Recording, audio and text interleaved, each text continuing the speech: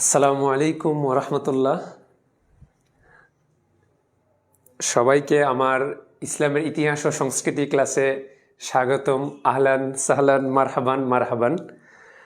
আচ্ছা, অনেকেই সালাম দিয়েছেন। ওয়ালাইকুম আসসালাম ওরহমতুল্লাহ। আপনারা যত দ্রুত যুক্ত হয়ে যাবেন তত দ্রুত আমাদের এই প্রাণবন্ত সুন্দর ক্লাসটা শুরু করতে পারবো ইনশাল্লাহ। হ্যাঁ, আপনাদের উপস্থিতি বলে দিবে আপনাদের ক্লাসটা কত সুন্দর লাগতেছে, কতটা প্রাণবন্ত হচ্ছে, কতটুকু আপনারা শিখতে পারতেছেন, কতটুকু আপনাদের জন্য সহজ হচ্ছে। এই জিনিসটাই আমাদের চাওয়া। এতটুকুর জন্যই আমরা দাঁড়াইছি আপনাদের জন্য। আমাদের এই কোর্সের মাধ্যমে আপনাদেরকে আমরা দ্বিতীয় পত্রের, বিশেষ করে দ্বিতীয় পত্রের একটা খুব ভালো মানের একটা যদি মার্ক এনে দিতে পারি, সেটাই আমাদের পাওয়া হয়ে দাঁড়াবে ইনশাল্লাহ। আচ্ছা, অনেকেই সালাম দিয়েছেন। ওয়ালাইকুম আসসালাম রহমতুল্লাহ। আলহামদুলিল্লাহ ভালো আছি। আপনাদের সাথে এত এত মানুষের সাথে যুক্ত হচ্ছি, এত এত স্টুডেন্টের সামনে দাঁড়িয়েছি, এমনিতেই মন ভালো হয়ে যাচ্ছে আলহামদুলিল্লাহ। আর আপনারা কেমন আছেন এটাও জানাই দিবেন ইনশাল্লাহ, কারণ এই টাইট শিডিউলের মধ্যে আপনাদের অনেক ক্লাস করতে হচ্ছে, অনেক পড়াশোনা, সব দিক দিয়েই আমার মনে হয় যে আমরা যতটা না ব্যস্ততা সময় কাটাই, আপনাদের এখন অনেক ব্যস্ত সময় কাটাতে হবে। কেননা এই সময়টুকু আপনাদের একেবারেই কম সময় চলে আসছে। আর মাত্র কয়েকটা মাস পরেই আপনাদের বোর্ড পরীক্ষা, তার আগেই মেবি টেস্ট পরীক্ষা আপনাদের, মানে টেস্ট পরীক্ষা উতরিয়ে গিয়ে তারপরে আপনাদেরকে ফাইনাল পরীক্ষায় বসতে হবে। সেই জায়গা থেকে আপনাদেরকে অবশ্যই আমাদের এই কোর্সে যুক্ত থাকতে হবে, কেননা আমরাই দিচ্ছি ফ্রিতে আপনাদেরকে দ্বিতীয় পত্রের একটা মোটামুটি একটা ভালো মানের একটা আপনাদের ভালো মানের একটা অ্যান্সার করার আপনাদের একটা আমরা সুবিধা করে দিচ্ছি, ইনশিওর করতেছি ইনশাল্লাহ। হ্যাঁ, আচ্ছা, আপনারা যেহেতু অনেকেই চলে আসছেন সেহেতু ওয়ালাইকুম আসসালাম। আপনারা অনেকেই সালাম দিয়েছেন। কেমন আছেন ভাইয়া? ওয়ালাইকুম আসসালাম। আচ্ছা স্যার, আপনি কোন মাদ্রাসা থেকে আলিম দিয়েছেন? আচ্ছা, আমাকে দেখে কি মাদ্রাসার মনে হচ্ছে? আচ্ছা, একটা বিষয় যে মানে পোশাক মানুষের কিছুটা আন্দাজ করতে সুবিধা করে, মানুষের চরিত্র, মানুষের কাঠামো, অবকাঠামো। তবে পোশাকই মানুষকে বিবেচনা করার জন্য সর্বোপরি একমাত্র মাপকাঠি না। হ্যাঁ, তবে পোশাক অনেকটাই মানে আপনাদের মানুষকে বিবেচনা করার জন্য, মানুষকে চেনার জন্য অনেকটাই মাপকাঠি। আচ্ছা, যেহেতু বলেছেন যে হ্যাঁ, যেহেতু বলেছেন যে আমি মাদ্রাসার কিনা, সেহেতু আপনি বলে নিই, প্রথমে পরিচয়টা দিই আপনাদের সামনে। পরিচয়টা দিয়ে আমাদের অনেক গুরুত্বপূর্ণ class Islamic history and culture দ্বিতীয় পত্রের প্রথম অধ্যায় আমাদের যেটা, হ্যাঁ, ভারতে যে মুসলিম শাসন, এই শাসনের প্রাক্কাল এবং মুসলমানদের কিভাবে ভারতে মুসলিম শাসন প্রতিষ্ঠিত হলো সেই জিনিসটা আর কি। হ্যাঁ, আচ্ছা আচ্ছা, এটা লুনা ইসলাম বলেছেন যে এসে পড়েছি বরিশাল থেকে। মাশাআল্লাহ, অনেক দূর থেকে আপনি চলে আসছেন, আপনাকে স্বাগতম। হ্যাঁ, আচ্ছা, আমার পরিচয়টা দিই। আমি হচ্ছে আদনান সাইদ মাহাদি, আমার ডাকনাম মাহাদি। আমি রাজশাহী ইউনিভার্সিটিতে ইসলামিক স্টাডিজ ডিপার্টমেন্টে মাস্টার্স করতেছি বর্তমানে। মাস্টার্স প্রায় শেষের দিকে, থিসিস গ্রুপে আছি।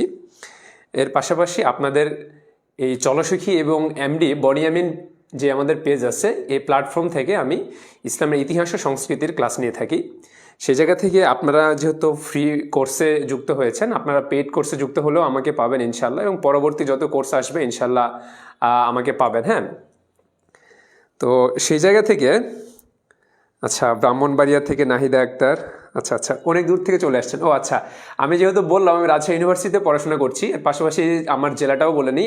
আমার হোম টাউন হচ্ছে জয়পুরহাট জেলা। আমার দাদার বাড়ি এলাকা নওগাঁ। বলা যায় যে রাজশাহী বিভাগের একদম খুব গুরুত্বপূর্ণ দুইটা জেলা, জয়পুরহাট, নওগাঁ। এই দুইটা জেলাতেই আমার নানার বাড়ি, দাদার বাড়ি। সেই সূত্রে এই দুই জেলাতেই সখ্যতা রয়েছে। আর তাহলে আপনারা যেহেতু চলেই আসছেন, তাহলে ক্লাসটা শুরু করে দিই। হ্যাঁ, আপনারা অনেকে চলে আসছেন আলহামদুলিল্লাহ, প্রায় 400 জনের কাছাকাছি চলে আসছেন। অনেক ভালো লাগছে আপনাদেরকে দেখে। আপনাদের যে কোনো সমস্যা আপনারা প্রশ্ন করতে পারেন। হ্যাঁ, আচ্ছা আচ্ছা আচ্ছা আচ্ছা, আজকে কোন অধ্যায় পড়াবেন ভাইয়া? আচ্ছা, আমি স্লাইডের সামনে দাঁড়িয়ে আসার জন্য হয়তো দেখতে পাচ্ছিলেন না। এই যে দেখেন, আমাদের আমাদের হচ্ছে পড়ানোর বিষয় হচ্ছে ইসলামের ইতিহাস ও সংস্কৃতির যে দ্বিতীয় পত্র, সেটার প্রথম অধ্যায়, যেটা হচ্ছে আমরা যেমন প্রথম অধ্যায়ে আপনারা পড়েছেন প্রাক ইসলামী আরব, সেইভাবে এটাকে বলা যায় যে প্রাক ভারত মুসলিম সাম্রাজ্য, যেটা বলা যায় সেটাও বলতে পারেন, সমস্যা নেই। আচ্ছা ভাইয়া, মাদ্রাসা স্টুডেন্টদের কি এই সাবজেক্ট একটা মিলে। আচ্ছা, মাদ্রাসার স্টুডেন্টদেরকে এখানে আপনাদের প্রথম পত্র দ্বিতীয় পত্র রয়েছে। মাদ্রাসার স্টুডেন্টদের জন্য ইসলামের ইতিহাস কোর্সটা রয়েছে, সাবজেক্ট রয়েছে। ওদের 100 মার্কের, আপনাদের 200 মার্কের। ওদের 100 মার্কে এখান থেকে কিছু কিছু মিলবে, পুরোপুরিটা মিলবে না। হ্যাঁ, ওদের ওখানে আপনারা পাবেন হচ্ছে যে আইয়ামে জাহেলিয়া, যেটা আমরা পড়েছি, প্রাক ইসলামী আরব, এটা ওখানে রয়েছে। হযরত মুহাম্মদ সাল্লাল্লাহু আলাইহি ওয়াসাল্লাম, খোলাফায়ে রাশেদা রয়েছে। তারপরে রয়েছে হচ্ছে যে ভারত উপমহাদেশের যেই প্রাথমিক যে স্তর, এইটা রয়েছে। তারপরে রয়েছে আরও রয়েছে ওখানে আপনাদের যে মুঘল সাম্রাজ্য, তারপর দিল্লি সালতানাত, এই জিনিসগুলো ওখানে রয়েছে। তো আপনারা যদি আমাদের এই কোর্সটা যদি শুরু করে দিব, আপনারা যদি এই কোর্সটা যদি আমাদের সাথে যুক্ত থাকেন, তাহলে মাদ্রাসার যেগুলো যতটা অধ্যায় রয়েছে সব এখানে পেয়ে যাবেন। আর যদি নাও পেয়ে থাকেন আমাকে বলবেন, ইনশাল্লাহ স্লাইডের পাশাপাশি এই ক্লাসের পাশাপাশি আপনাদেরকে আমি দেখাই দেবো ইনশাল্লাহ। হ্যাঁ, ওকে। তাহলে আমাদের হচ্ছে যে কোর্সটা হচ্ছে মিশন টেস্ট A+ কোর্স। এখানে আমাদের এমডি বনিয়ামিন পেজ থেকে আমরা 10,000 জনকে সুযোগ দিয়েছি ফ্রিতে ক্লাস করার জন্য, যাতে করে টেস্টে যে আপনাদের ফুল সিলেবাস, এটা অবশ্যই মাথায় রাখবেন। ফুল সিলেবাসে যেহেতু টেস্ট পাস না করলে আপনারা ফাইনাল এক্সামে বসতে পারবেন না, সেই জন্য আমরা একটা দৃঢ় প্রতিজ্ঞা নিয়ে দাঁড়াইছি, অবশ্যই আপনাদেরকে টেস্ট পার হতেই হবে, কোনোভাবেই টেস্টে আটকানো যাবে না। হ্যাঁ, সেই জায়গা থেকে আমরা আছি। এখন আসেন, যেহেতু অনেকে বলেছেন যে ভাইয়া শুরু করেন, হ্যাঁ ঠিক আছে, শুরু করে দিচ্ছি। আমাদের আজকের টপিক হচ্ছে ইসলামের ইতিহাস ও সংস্কৃতি দ্বিতীয় পত্র। সেটাতে আমাদের হচ্ছে ভারতে মুসলিম শাসন প্রতিষ্ঠা। আমরা যেমন প্রথম অধ্যায়ে আমরা দেখেছি যে প্রাক ইসলামী আরব, সেখানে ছিল কীরকম, যে ইসলাম আসার পূর্বে সেই আরব উপদ্বীপের ভৌগোলিক অবস্থানটা কেমন ছিল, আরব উপদ্বীপের আশেপাশের অঞ্চলগুলোতে আপনাদের কী কী সভ্যতা ছিল, তাদের কৃষ্টি কালচার কেমন ছিল, এই জিনিসগুলো ছিল। ঠিক তেমনই আমাদের এখানে আমরা পড়ব আমাদের যে 2টা অধ্যায় রয়েছে, একটা প্রথম পত্র দ্বিতীয় পত্র রয়েছে। প্রথম পত্র 7টা অধ্যায় আপনারা দেখবেন কি রয়েছে, 7টা অধ্যায়তে রয়েছে যে আরব উপদ্বীপে এবং আরব উপদ্বীপের আশপাশের অঞ্চলগুলোতে কিভাবে ইসলাম প্রতিষ্ঠা লগ্ন থেকে শুরু করে ইসলাম বিস্তৃত হয়েছে, সেই অধ্যায়গুলো ওখানে রয়েছে।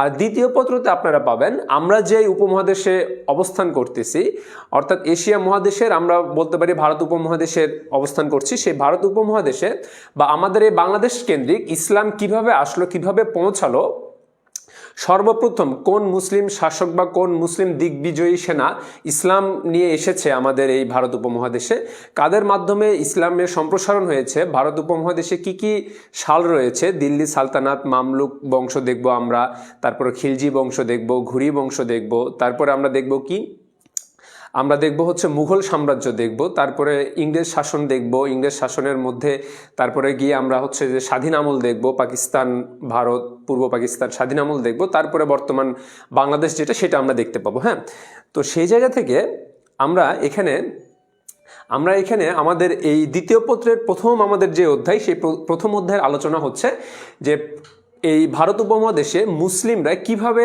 আসলো এবং কার মাধ্যমে মুসলমানদের পদচারণা শুরু হলো। এখানে 2টা দিক পাবেন আপনারা। একটা হচ্ছে যে সুফিজমের যে দিকটা, ব্যক্তিকেন্দ্রিক আলেম ওলামা এসেছিল, এই দিকটা কিছুটা এখানে স্কিপ করা হয়েছে। এখানে মূলত এসেছে যে রাজনৈতিকভাবে, সাম্রাজ্যগতভাবে, কারা এখানে শাসন করেছে, কারা এখানে স্বাধীনতা অর্জন করেছে মুসলিমদেরকে নিয়ে, সেই জিনিসগুলো আলোচনা করব। তো আমাদের প্রথম আলোচনা হচ্ছে ভারতের মুসলিম শাসন প্রতিষ্ঠা। যেহেতু আমরা ভারত কথা বলতেছি, বারবার ভারত বলতেছি, তাহলে প্রথমে আমাদের জেনে নিতে হবে ভারতের নামকরণ। দেখেন, এই ভারতের নামকরণ নিয়ে 2টা মতামত পাওয়া যায়। একটা হচ্ছে ভারত, যেটা হচ্ছে তৎকালীন সময়ে ভারতে ভরত নামের একজন হিন্দু রাজা ছিলেন, তিনি এই অঞ্চলটা শাসন করতেন। তার নামানুসারেই, তার নামকে মানুষের মাধ্যমে পরিচিতির মাধ্যমে এই অঞ্চলটাকে ভরতের অঞ্চল বা ভারত বলে পরিচিতি লাভ করে। আরেকটা আমরা বলতে পারি যে ইন্ডিয়া, যেটা আমরা অনেকেই বলে থাকি ইন্ডিয়া। তো ইন্ডিয়াটা হচ্ছে, দেখেন, সিন্ধু যে নদী ছিল, সেই সিন্ধু নদকে ইংরেজরা ইন্ডাস নামে ডাকতো। হ্যাঁ, সেই ইন্ডাস থেকে লোক প্রচলিত মুখের মাধ্যমে আস্তে আস্তে এটাকে কিভাবে এসেছে, এটার নামকরণ করা হয়েছে ইন্ডিয়া, যেটা এখন ইন্ডিয়া নামেই পরিচিত। হ্যাঁ, এটা যদি আয়তনের দিক থেকে আমরা বলতে পারি যে এশিয়া মহাদেশ তো আপনারা সবাই জানেন সবগুলো মহাদেশের চাইতে সবচেয়ে বড় মহাদেশ এশিয়া মহাদেশ।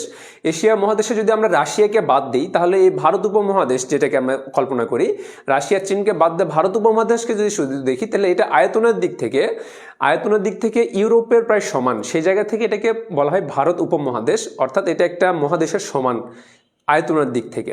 এবং যদি জনসংখ্যার দিক দিয়ে দেখি, এখানে যতগুলো জনসংখ্যা রয়েছে সেই জনসংখ্যাকে যদি আমরা অন্যান্য মহাদেশের সাথে তুলনা করি, পৃথিবীর মানে সকল জনসংখ্যাকে একত্রিত করি, তাহলে দেখব যে প্রায় 1/5 মানে 1/5 জনগণ এই ভারত উপমহাদেশেই বাস করে। এবং বর্তমান সময়ে আপনারা অনেকে জেনে থাকবেন যে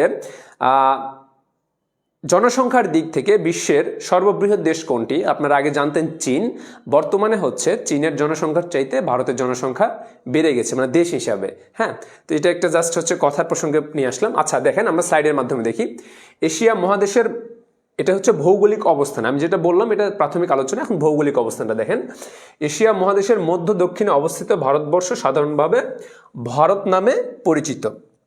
প্রাচীন যুগে ভারত নামক একজন হিন্দু শাসক ছিলেন। সেই হিন্দু রাজার নাম অনুসারে ভরত হিন্দু রাজা ছিলেন, এই অঞ্চল শাসন করতেন এবং তার নাম অনুসারে এটাকে ভারত নাম করা হয়। আর দ্বিতীয় যেটা মতবাদ সেটা হচ্ছে দেখেন, সিন্ধু নদের ইংরেজরা যখন শাসন করতে আসলেন তখন ইংরেজরা কি করেছিলেন, এই যে সিন্ধু নদ, এই সিন্ধু নদকে তারা ইন্ডাস নামকরণ করেছিলেন। এখান থেকেই মূলত ইন্ডিয়া নামের উৎপত্তি। আরেকটা যেটা যে ইংরেজরা এই উপমহাদেশে এসে সিন্ধু অঞ্চলকে ইন্ডাস বা ইন্ডিয়া নামে অভিহিত করতেন। ইন্ডাস নামে অভিহিত করতেন। সেই জায়গা থেকেই এটাকে ইন্ডিয়া নামে আমরা পরিচিতি লাভ করে। হ্যাঁ, তাহলে এখানে আপনাদের এতটুকু জানলেই যথেষ্ট। পরের স্লাইডে যাই। পরের স্লাইডটা হচ্ছে যে ভারতের ভৌগোলিক অবস্থান। ভারতের আপনারা যদি আমার পেইড ক্লাসে কেউ থেকে থাকেন বা ফ্রি ক্লাসেও থেকে থাকেন তাহলে আমি প্রথম অধ্যায়ে আপনাদেরকে দেখিয়ে দিয়েছিলাম যে আরব উপদ্বীপের পশ্চিম, দক্ষিণ, উত্তর, পূর্বে কারা কারা ছিল, কিভাবে ছিল, এটা দেখিয়ে দিয়েছিলাম। তো এই জায়গা থেকে যদি আমি বলি যে আপনাদের ভারত উপমহাদেশের ভৌগোলিক অবস্থানটা আমরা একটু চোখ বন্ধ করে যদি কল্পনা করি তাহলে আমরা দেখব যে ভারতের পূর্ব দিকে কি রয়েছে, ব্রহ্মদেশ অর্থাৎ হচ্ছে বার্মা, যেটা আমাদের বর্তমানে মায়ানমার। আমরা যদি উত্তর দিক চিন্তা করি, উত্তর দিকে আমাদের কি পাবো, আমরা চীন পাবো। চীনের এই অংশটা আমরা কি পাবো, আমরা হচ্ছে পর্বতমালা পাবো। সেই জায়গা থেকে উত্তরে আমরা পাবো হচ্ছে চীন পাবো। আর এইদিকে আমরা যদি পশ্চিমে কল্পনা করি, পশ্চিমে যেহেতু ভারত উপমহাদেশের মধ্যে ভারত উপমহাদেশের সাথে আফগানিস্তান এবং পাকিস্তান সংযুক্ত, সেই জন্য আমরা বলতে পারি ভারত উপমহাদেশের পশ্চিমে আমরা কি পাবো, পারস্য দেশ পাবো, অর্থাৎ ইরাক, ইরান পাবো এবং লোহিত সাগর পাবো। এবং যদি আমরা দক্ষিণে কল্পনা করি তাহলে ভারত মহাসাগর পাবো। অলরেডি আপনারা হচ্ছে একটু যদি মাথায় খাটান বা মানচিত্রটা কখনো দেখেন তাহলে বুঝে যাবেন যে কোন পাশে কি রয়েছে। এটা মুখস্থ করার কিছু নেই, এটা জাস্ট একবার দেখলেই হয়ে যাবে। হ্যাঁ, এখন আসেন তারপরে যেহেতু স্লাইডে আছে এক নজরে দেখে নিই। হ্যাঁ, দেখেন দক্ষিণে ভারত মহাসাগর, দক্ষিণ দিক কোনটা, দক্ষিণে হচ্ছে মানচিত্রে ভারতকে আপনারা এইভাবে দেখবেন, নিচের অংশটা দক্ষিণ আর উপরের অংশটা হচ্ছে উত্তর। নিচের যে দক্ষিণ, এই দক্ষিণ অংশে কি, দক্ষিণ অংশ হচ্ছে ভারত মহাসাগর। পূর্বে ব্রহ্মদেশ যেটা বলে দিলাম সেটা হচ্ছে যে মায়ানমার। হ্যাঁ, পশ্চিমে পারস্য দেশ এবং আরব সাগর অবস্থিত। পারস্য দেশ অর্থে ইরাক এবং ইরান, এবং তার সামনেই হচ্ছে যেটা আরব উপদ্বীপের সাথেই আমরা দেখতে পারি যে আরব সাগর অবস্থিত। পৃথিবীর প্রায় 1/5 লোক এখানে বসবাস করে। হ্যাঁ, যেটা একটু আগে আপনাদেরকে বলে দিয়েছি, কত, 1/5 লোক। গোটা পৃথিবীতে যে আমরা 700 কোটি জনগণ বলি তার 1/5 অর্থাৎ 1/5 বসবাস করে আমাদের এই ভারত উপমহাদেশে। এখন আসেন যে সংখ্যায় যদি আমরা বলি তাহলে এটা দেখেন 1.7 বিলিয়ন। হ্যাঁ, চিন্তা করতে পারেন 1.7 বিলিয়ন। এবং যেটা আমরা সংখ্যা যদি বলি 146 কোটি, অর্থাৎ ভারত উপমহাদেশে 1.7 বিলিয়ন এবং 146 কোটি জনগণ বসবাস করে। তারপরে আসেন যে প্রাক আরবের আর্থসামাজিক, আচ্ছা আমরা পরের স্লাইডে চলে যাব। এটা আমরা হচ্ছে যে জাস্ট আমরা দেখলাম যে ভারত উপমহাদেশের ভৌগোলিক অবস্থানটা আমরা দেখলাম, জনগণটা দেখলাম। হ্যাঁ, এখন আসেন আমরা পরের স্লাইডে দেখব যে প্রাক আরবের আর্থসামাজিক, ধর্মীয়, রাজনৈতিক এবং সাংস্কৃতিক অবস্থা। সেখান থেকে আমরা রাজনৈতিক অবস্থাটা দেখব। রাজনৈতিক অবস্থানটা কোনটা জানেন? রাজনৈতিক অবস্থানটা হচ্ছে, আচ্ছা আচ্ছা বলেছেন কিভাবে মনে রাখবেন। আচ্ছা, আপনাদেরকে একটু জাস্ট বলি যে মনে রাখবেন কিভাবে। আপনারা এই গুগলে সার্চ করবেন, করার পরে ভারত উপমহাদেশ লিখে সার্চ করবেন, করার পরে আপনারা মানচিত্রে দেখতে পাবেন উপরের অংশটা হচ্ছে উত্তর অংশ, নিচের অংশটা দক্ষিণ, পূর্বের অংশটা মানে হচ্ছে যে পিছনের অংশ যেটা বাংলাদেশটার সাইডে যেটা সেটা হচ্ছে পূর্ব অঞ্চল, আর পশ্চিম অঞ্চল হচ্ছে আপনাদের ইরাক, ইরান এবং আরব উপদ্বীপ। আশা করি বুঝে যাবেন, একবার শুধু দেখলেই হয়ে যাবে। হ্যাঁ, আচ্ছা, তারপরে আসেন যেটা পড়াচ্ছিলাম যে রাজনৈতিক অবস্থা, অর্থাৎ এই ভারত উপমহাদেশে মুসলিম শাসন প্রতিষ্ঠার আগে এই ভারত উপমহাদেশের রাজনৈতিক অবস্থানটা কেমন ছিল। রাজনৈতিক অবস্থানটা কেমন ছিল, এক কথায় যদি বলি, রাজনৈতিক অবস্থানটা খুব একটা ভালো ছিল না। এখানে মানে ক্ষুদ্র ক্ষুদ্র রাজধানী না বলে রাজ্য বলি, বা মানে গোত্রভিত্তিক, যেটা আমরা আরব উপদ্বীপে পড়েছিলাম, এখানেও ঠিক তেমনই কিছুটা, যে আলাদা আলাদা অঞ্চল আলাদা আলাদা রাজ্য দ্বারা ভাগ করা ছিল। কারোর সাথে কারো খুব একটা সদ্ভাব ছিল না, অর্থাৎ একনায়কতান্ত্রিক বা একক নায়কের অধীনে কোনো শাসন ব্যবস্থা ছিল না। এই কারণে বলা যায় রাজনৈতিক দিক থেকে এই অংশটা অনেকটা ভঙ্গুর অবস্থায় ছিল। হ্যাঁ, দেখেন, রাজনৈতিক ঐক্য ছিল না, যেটা এক কথায় বলা যায় রাজনৈতিক ঐক্য ছিল না। এবং দেখেন, মৌর্য সম্রাট অশোক ভারতের রাজনৈতিক ঐক্য প্রতিষ্ঠা করেন, এটা অনেক আগের কাহিনী। তারপর দেখেন 232 খ্রিস্টপূর্বাব্দে তার মৃত্যুর পর রাজনৈতিক ঐক্য দুর্বল হয়ে যায়। কখন এটা দেখেন, 232 খ্রিস্টপূর্বাব্দে অশোক একজন রাজা, হিন্দু রাজা। 232 খ্রিস্টপূর্বাব্দ, তার মানে হচ্ছে খ্রিস্টের জন্মেরও 200 বছর আগে। তখন তিনি এটাকে কিছুটা একনায়কতন্ত্রের মধ্যে নিয়ে এসেছিলেন, কিন্তু তার মৃত্যুর পরে এই একনায়কতান্ত্রিক যে শাসন ব্যবস্থা এটা চলে যায়, অর্থাৎ রাজনৈতিক যে ভঙ্গুরতা এটা। আচ্ছা, কোন চ্যাপ্টার পড়াচ্ছি এতক্ষণ এই প্রশ্ন করতেছেন আপনারা? এটা হইলো? এটা কি মানায়? আপনারা ক্লাসে আসছেন, একজন এসে বলতেছেন যে কোন চ্যাপ্টার, এটা আসলেই আপনাদের কাছে অ্যাকসেপ্টেবল না। হ্যাঁ, আপনাদের কাছ থেকে এটা হচ্ছে ইসলামের ইতিহাসের সংস্কৃতি দ্বিতীয় পত্রের প্রথম অধ্যায় পড়াচ্ছি। আচ্ছা, তারপরে দেখেন যে সম্রাট অশোক কি করেন। সম্রাট অশোক তৎকালীন একনায়কতান্ত্রিক একটা ব্যবস্থার মধ্যে নিয়ে আসেন, কিন্তু তার মৃত্যুর পরে এই যে একনায়কতন্ত্রটা বিলীন হয়ে যায় এবং ক্ষুদ্র ক্ষুদ্র অঞ্চল ভিত্তিক শাসন কার্য পরিচালিত হয়। এই কারণে নিজস্ব স্বার্থ সিদ্ধির কারণে তারা কি করে, এই যে তাদের মধ্যে রাজনৈতিক ঐক্য, এই ঐক্যটা ছিল না। আরেকটা বিষয় দেখেন যে কনৌজের সম্রাট হর্ষবর্ধন ভারতের উত্তর পশ্চিমাঞ্চলে এক বিশাল সাম্রাজ্য গড়ে তোলেন। এটা কোন সময়ে? আমরা সম্রাট অশোকেরটা দেখলাম যে খ্রিস্টের জন্মেরও 200 বছর পূর্বে, আর এটা আমরা দেখতেছি এই যে 647 খ্রিস্টাব্দে। 47 খ্রিস্টাব্দে হর্ষবর্ধন মানে একটা কিছু ওই সম্রাট অশোকের মতনই একনায়কতন্ত্রের মধ্যে নিয়ে আসার চেষ্টা করেন, কিন্তু তিনিও তার মৃত্যুর পরেও এটা মানে তার যে আকাঙ্ক্ষা রাজনৈতিক ঐক্য এটা তিনি করতে পারেন নাই। হ্যাঁ, তারপরে রাজ্যগুলো আলাদা আলাদা ক্ষুদ্র ক্ষুদ্র রাজ্যে বিভক্ত হয়ে যায়। এখন আসেন যে প্রশাসনিক অবস্থা যদি এক কথাই বলে দিই, তাহলে রাজতান্ত্রিক প্রশাসনিক ব্যবস্থা ছিল। অর্থাৎ যে ক্ষুদ্র ক্ষুদ্র অংশের, মনে করেন যে আপনার জেলা হচ্ছে নোয়াখালীর একজন শাসক রয়েছে, তারপরে যদি বলি ফরিদপুরের একজন শাসক, বরিশালের একজন শাসক, কিন্তু গোটা বাংলাদেশ মিলে যে একজন শাসক রয়েছে, প্রধানমন্ত্রী রয়েছে, রাষ্ট্রপতি রয়েছে, তৎকালীন সময়ে ভারতে এই জিনিসটা ছিল না। হ্যাঁ, ক্ষুদ্র ক্ষুদ্র অঞ্চলে শাসক ছিল, নিজেদের স্বার্থ সিদ্ধির জন্য তারা যতটুকু পারে কাজ করেছে, কিন্তু পুরো অখণ্ড ভারতকে তারা একনায়কতন্ত্রের মধ্যে আনতে পারে নাই। আচ্ছা,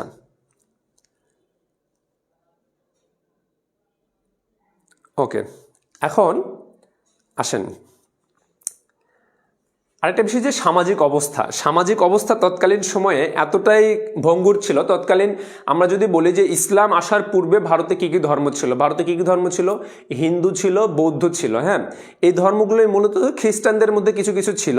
তো মূলত ছিল হিন্দু শাসনামল। হিন্দুদের মধ্যে 4টা ভাগ রয়েছে। 4টা ভাগের মধ্যে সর্বোচ্চ ভাগ হচ্ছে ব্রাহ্মণ, তারপর আমরা বলতে পারি বৈশ্য, তারপরে শূদ্র, ক্ষত্রিয় রয়েছে, শূদ্র রয়েছে, বৈশ্য রয়েছে। দেখেন যে ব্রাহ্মণ রয়েছে, ক্ষত্রিয় রয়েছে, বৈশ্য রয়েছে, শূদ্র রয়েছে। এই সামাজিক তাদের মধ্যে কতটা সামাজিকতার অধপতন ঘটেছিল দেখেন। এই ব্রাহ্মণরা শুধু কি করত, শুধু পূজা অর্চনা করত এবং আভিজাত্যের যে জায়গাগুলো সেই জায়গাতে তারা বসবাস করত। হ্যাঁ, তারা কিন্তু এই ছোটোখাটো কাজ, কৃষিকাজ কিংবা হচ্ছে ছোটোখাটো যেগুলো কাজ, এগুলোতে তারা হাত দিত না। এবং সবচেয়ে নিচু শ্রেণী ছিল এই যে শূদ্র। হ্যাঁ, এই শূদ্রদের, এই যে ব্রাহ্মণরা কি করতো, এই শূদ্রদের যদি মানে ছায়া যদি তাদেরকে পড়তো তাদের শরীরে, তাহলে তারা স্নান করতো, অর্থাৎ গঙ্গা জলে স্নান বলে না, এই স্নান করে তারা পবিত্র হইতো। তার মানে সামাজিক কতটা অবক্ষয়ের দিকে তারা চলে গিয়েছিল। আর ক্ষত্রিয় যারা, এরা কি করতো, এরা মূলত হচ্ছে ব্যবসা করত এবং যুদ্ধে অংশগ্রহণ করত। সামাজিক অধপতন কতটা ছিল এই চারটা মানে বিভক্তিকরণ দেখলে আপনারা বুঝতে পারবেন। আরেকটা হচ্ছে বৈশ্যরা কি করত, বৈশ্যরা হচ্ছে কৃষিকাজ করত। হ্যাঁ, কিন্তু সবচাইতে বেশি কষ্ট ছিল এই শূদ্র শ্রেণী, কারণ এই শূদ্ররা কি করতো, এদের যে চর্মকার বলি, কর্মকার বলি, যারা হচ্ছে জুতা সেলাই করে, হ্যাঁ, তারপর যারা হচ্ছে আপনাদের চুল কাটায় দেয়, তারপরে বা যত মানে নিম্ন শ্রেণীর যে কাজগুলো রয়েছে, এরা হচ্ছে এই শূদ্র শ্রেণী। এদেরকে এই ব্রাহ্মণরা উচ্চ শ্রেণীর ছিল, এরা কিন্তু এদেরকে কোনোভাবে মূল্যায়নই করতো না। হ্যাঁ, এই জিনিসটা একটু মাথায় রাখবেন যে তাদের মধ্যে সামাজিক যে অবক্ষয় এটা খুব ভালোভাবে ছিল। আচ্ছা, আপনারা ক্লাসে যদি মনোযোগ না দেন, এই 1.5 ঘন্টার একটা ক্লাস, এটাতে যদি মনোযোগ না দেন, তাহলে আপনারা কিভাবে বুঝবেন যে কি পড়াচ্ছি, কোন অধ্যায় পড়াচ্ছি বলেন? আপনারা যে জিনিসটা বুঝবেন না সেটা অবশ্যই কমেন্ট করবেন, কিন্তু আজে বাজে কমেন্ট কইরা আপনারা যে ক্লাসের মোমেন্টাম নষ্ট করতেছেন, এতে করে আপনার নিজের ক্ষতি হচ্ছে। আমার যেটা পড়ানোর যেটা সময় পার হয়ে গেলে আমার শুধু স্লাইডটাই থেকে যাবে, আমি আপনাদের পড়াতে পারবো না, কারণ পরবর্তীতে আরও ক্লাস রয়েছে। সেই জায়গা থেকে আপনারা যদি কমেন্ট মানে যেটা প্রয়োজনীয় কমেন্ট সেটা যদি করেন, তাহলে ক্লাসে মনোযোগ আসবে আপনাদেরও, আমারও ক্লাস করাতে ভালো লাগবে। কিন্তু এই যে আজে বাজে কমেন্ট করতেছেন, এতে করে আপনাদেরই কিন্তু লস। হ্যাঁ, এই জিনিসটা মাথায় রাখবেন, আমার কিন্তু কোনো লস নাই, লস কিন্তু আপনাদের। হ্যাঁ, এখন আসেন যে আমরা যেহেতু আমরা যে সামাজিক অবস্থা বা সামাজিকতার যে ভঙ্গুরতা নিয়ে আলোচনা করতেছি, সেই জায়গাতে অবশ্যই মহিলাদেরকে নিয়ে আলোচনা করতেই হয়। সেই সময়ে মহিলাদের কোনো রকম মানে সামাজিক যেই মর্যাদা, সেই মর্যাদাটা ছিল না। কেন ছিল না? মহিলাদেরকে কিভাবে ছিল না দেখেন, তাদের যে ধর্মীয় গ্রন্থ রয়েছে বেদ, এই বেদ যদি তারা মহিলারা পড়তে পারতো না। আমাদের ধর্মীয় গ্রন্থ আল কোরআন আমরা কিন্তু সবাই পড়তে পারি, হ্যাঁ, সবাই এখানে এক্সেস রয়েছে। কিন্তু হিন্দুদের তৎকালীন সময়ে ব্রাহ্মণরা শুধু হচ্ছে পূজা অর্চনা, এই ধর্মীয় দিক নিয়ে থাকতো, অভিজাত মানে এলিট শ্রেণীর মধ্যে থাকতো। কিন্তু এই যে নিচের যে শূদ্র শ্রেণী বা মহিলারা, এরা কিন্তু ধর্মীয় গ্রন্থও পড়তে পারতো না এবং কি স্পর্শ করতে পারতো না। এছাড়া আরও কি পারতো না দেখেন, পুরুষরা কি করতো, পুরুষরা একাধিক স্ত্রী রাখতে পারতো। কিন্তু মহিলারা যদি একবার বিবাহ হওয়ার পর যদি স্বামী মারা যায়, তাহলে তার দ্বিতীয় স্বামী গ্রহণ করতে পারতো না। এবং সতীদাহ প্রথা নামে একটা মানে সামাজিক অবক্ষয় সর্বনিম্ন একটা স্তরের একটা জায়গা সতীদাহ প্রথা। সেটা হচ্ছে যে স্বামী যদি মারা যায়, তাহলে স্বামীর সাথে সাথে তাকে আত্মহতি দিতে হতো। একই চিতায়, যেহেতু হিন্দুরা পুড়িয়ে ফেলে, একই চিতায় মৃত স্বামীর সাথে জীবন্ত স্ত্রীকে দাহ করে দেওয়া হতো। সেটা হচ্ছে সতীদাহ প্রথা। তার মানে চিন্তা করেন সামাজিক অবক্ষয় কতটা নিম্নমানের ছিল। সতীদাহ প্রথার বলি হতে হতো। এখন আসেন পরের স্লাইডে আমরা যাই। তাহলে আমরা প্রথমে দেখলাম রাজনৈতিক ভঙ্গুরতা দেখলাম, তারপর সামাজিক অবক্ষয় দেখলাম। এখন হচ্ছে যে ধর্মীয় অবস্থাটা কি ধর্মীয় ছিল সেটা দেখেন। জৈন ছিল, বৌদ্ধ ছিল, হিন্দু ছিল। হ্যাঁ, এই তিনটাই মূলত ছিল। হিন্দু ছিল মূলত এই যে ভারত উপমহাদেশে, আর যে বৌদ্ধটা যদি আমরা বলি, তাহলে যে ব্রহ্মদেশ যেটা বলতেছি আমরা, অর্থাৎ মায়ানমার বা চীনের ওই চীনের যে নিম্ন অঞ্চল এবং হচ্ছে নেপাল, এই অঞ্চলগুলো কিন্তু এখনো মানে বৌদ্ধ ধর্মাবলম্বীদের মানে অভয়াশ্রম বলা যায়।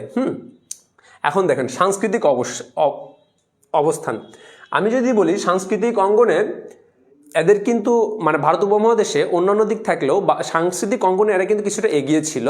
সাংস্কৃতিক দিক থেকে এখানে লেখনী পাওয়া গিয়েছে, সেই সময়ে এখানে পড়াশোনার যে একটা পরিবেশ সেটা রয়েছে। তার উৎকৃষ্ট উদাহরণ হচ্ছে নালন্দা বিহার, যেটা এখন বর্তমানে নালন্দা বিশ্ববিহার পৃথিবীর সর্বপ্রাচীন বিশ্ববিদ্যালয় হিসেবেও খ্যাতি লাভ করে থাকে। তাহলে এতটুকু জানলেই হবে, এখানে আপনাদের আর বেশি জানার কিছু নাই। তারপরে আসেন যে আমরা যদি ভারতবর্ষের যে ইতিহাস, এই ইতিহাসকে যদি আমরা স্তর বিন্যাস করি তাহলে আমরা তিনটা অংশ পাবো। তিনটা অংশ কি কি দেখেন, একটা হচ্ছে প্রাচীন যুগ, একটা মধ্যযুগ, একটা হচ্ছে আধুনিক যুগ। প্রাচীন যুগ কোনটা? প্রাচীন যুগ হচ্ছে যে ভারত উপমহাদেশে যে মুসলমানরা এসেছে, এই মুসলমানরা আসার পূর্বের অবস্থা, অর্থাৎ 712 খ্রিস্টাব্দে মোহাম্মদ বিন কাসেম যে ভারত উপমহাদেশে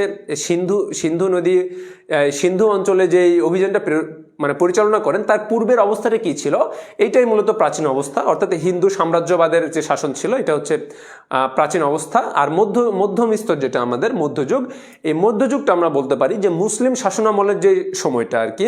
আমরা বলতে পারি যে মোহাম্মদ ঘুরি, যেটা মুইজউদ্দিন মোহাম্মদ ঘুরি, তিনি যেই মুসলিম শাসনামল প্রতিষ্ঠা করেন, এই মুসলিম শাসনামল যতদিন অবধি এটা টিকে ছিল, এটাকে আমরা মধ্যযুগ হিসেবে বলতে পারি।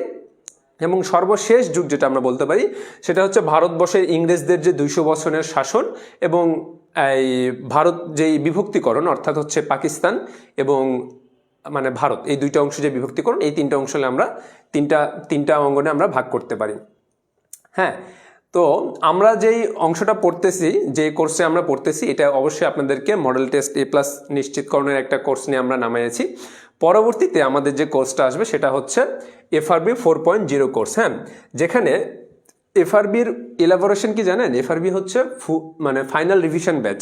হ্যাঁ, সেই জায়গা থেকে আমাদের প্ল্যাটফর্ম থেকেই MD বনিয়ামিন পেজ এবং চলশিখি প্ল্যাটফর্ম থেকেই আপনাদের জন্য ফাইনাল প্রস্তুতির জন্য যা যা করণীয়, আপনাদের বোর্ড এক্সামিনের জন্য, যেহেতু এই 25 ব্যাচের রেজাল্টের যেই ভূমিধস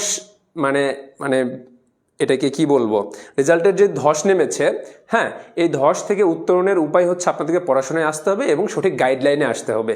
মূল বিষয় হচ্ছে মেধা আপনাদের সকলেরই আছে, শুধু গাইডলাইনের অভাব। হ্যাঁ, মেধা কিন্তু নতুন করে তৈরি হয় না, শুধুমাত্র গাইডলাইন দেখিয়ে দেওয়ার যে জায়গাটা, এটার কারণেই আপনারা পড়াশোনাতে মনোযোগী হবেন এবং পড়াশোনার যে দিক নির্দেশনা, যে পুরোটা অধ্যায় রয়েছে, একটা অধ্যায়ে যে 80 পেজ 90 পেজ রয়েছে, আপনাকে কিন্তু 90 পেজ পড়তে হবে না।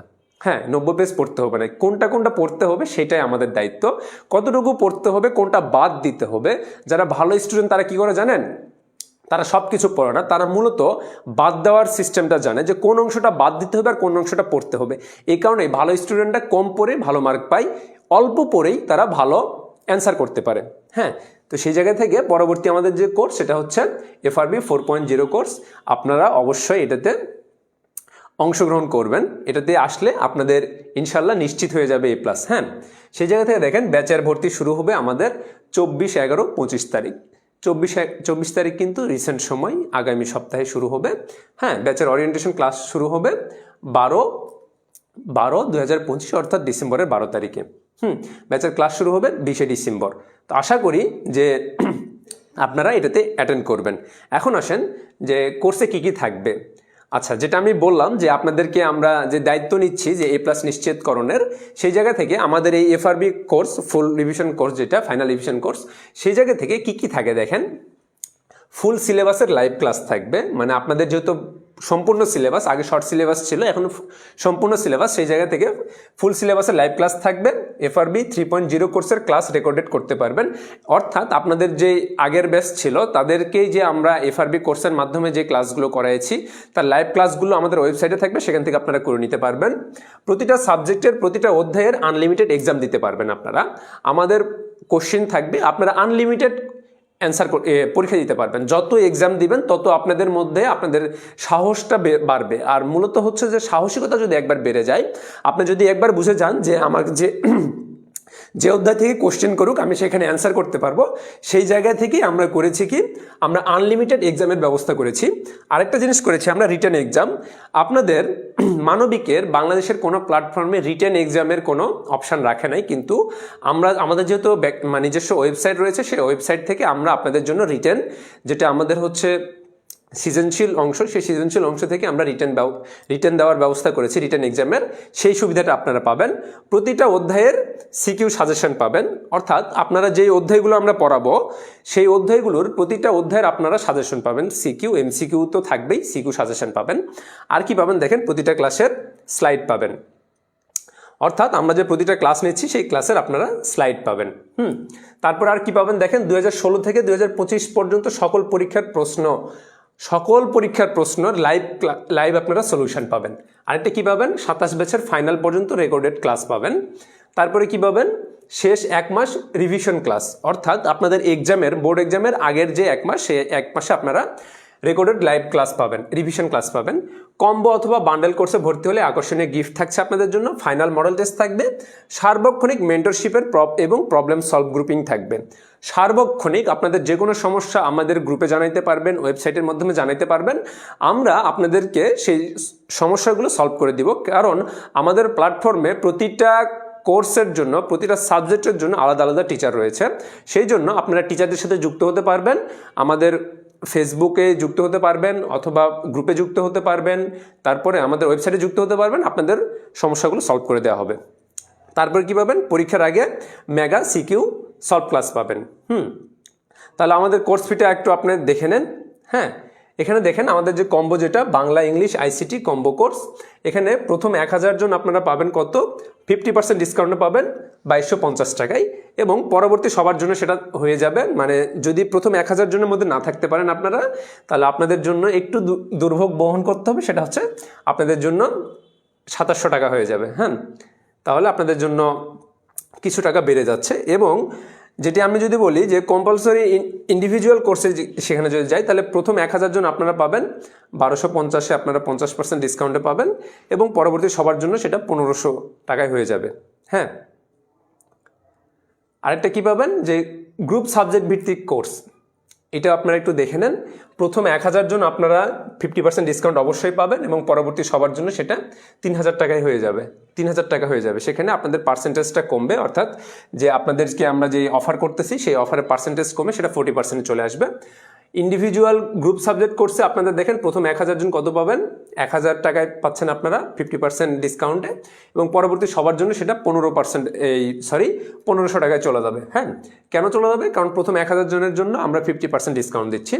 বান্ডেল কোর্সে আপনারা প্রথম 1000 জন পাচ্ছেন 3800 টাকা, এখানে সব সাবজেক্ট পাবেন, এখানে আপনারা 60% ডিসকাউন্ট পাচ্ছেন, এবং পরবর্তী সবার জন্য আপনারা পাচ্ছেন 4275 টাকা 55% ডিসকাউন্টে। আপনাদের সবার জন্য সুবিধা হবে কোনটা, আপনারা যদি এই বান্ডেল কোর্সটা ক্রয় করেন, কারণ এখানে আপনারা সব সাবজেক্টই পাবেন, আপনাদের যতগুলো সাবজেক্ট রয়েছে সব সাবজেক্টই পাবেন, সেহেতু আপনারা চাইলে যে কোনোটা আপনারা এনরোল করতে পারেন। এখন আসেন আমরা স্লাইডে আসি, আমাদের মূল পড়ায়। আমাদের মূল পড়ার যে বিষয়টা সেটা হচ্ছে, আচ্ছা,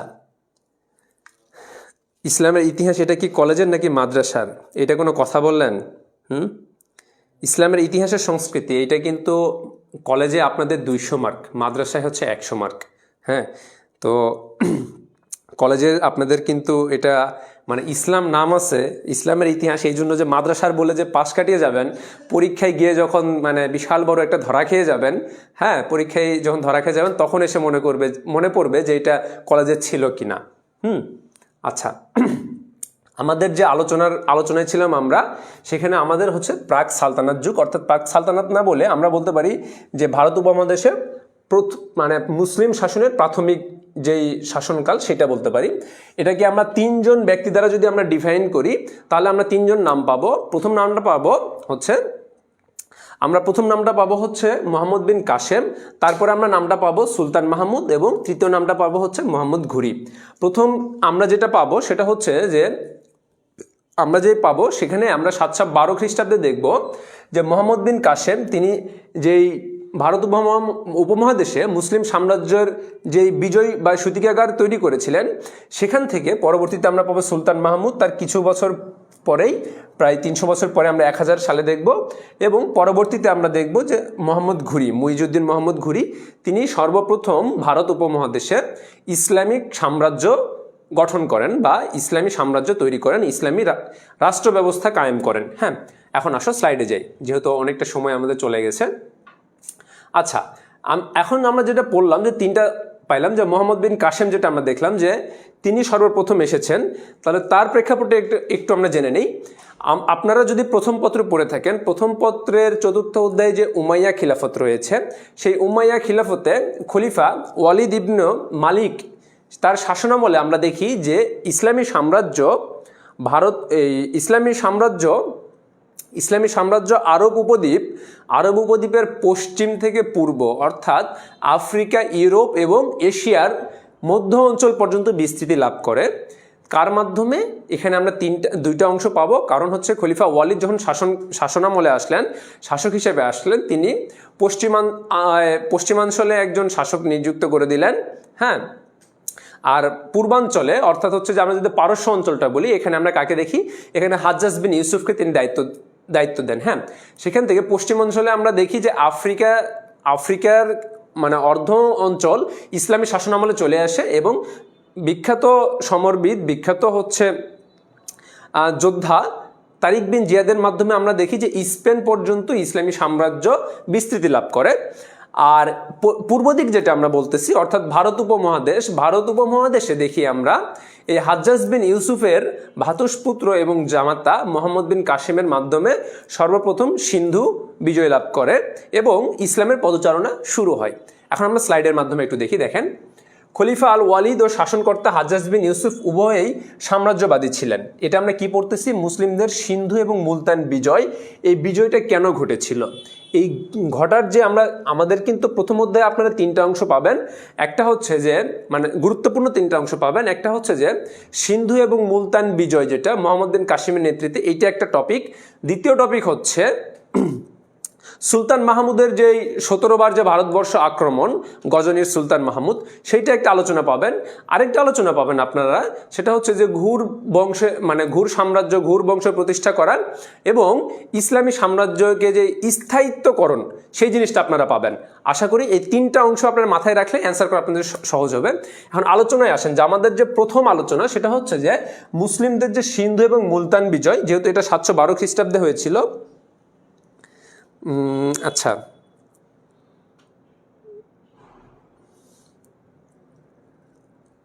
আচ্ছা আচ্ছা আচ্ছা আচ্ছা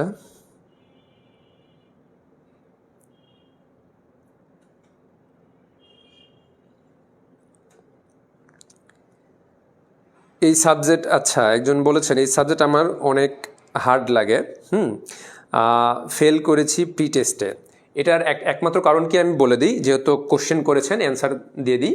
অ্যান্সারটা হচ্ছে যে ইতিহাস কখনোই আপনারা মানে মনে রাখতে পারবেন না যদি না ইতিহাসের প্রেক্ষাপট অনুযায়ী আপনারা পড়েন। এইখানে আপনাদের অধ্যায় রয়েছে কয়টা? দ্বিতীয় পত্রে 6টা অধ্যায় রয়েছে। 6টা অধ্যায়কে আপনি যদি প্রথম অধ্যায়কে পাশ কাটিয়ে দ্বিতীয় অধ্যায়ে যান, তাহলে দ্বিতীয় অধ্যায়ের আলোচনা প্রথম অধ্যায়ের সাথে সামঞ্জস্যপূর্ণ। প্রথম অধ্যায়ের প্রেক্ষাপটের আলোকে দ্বিতীয় অধ্যায় এসেছে।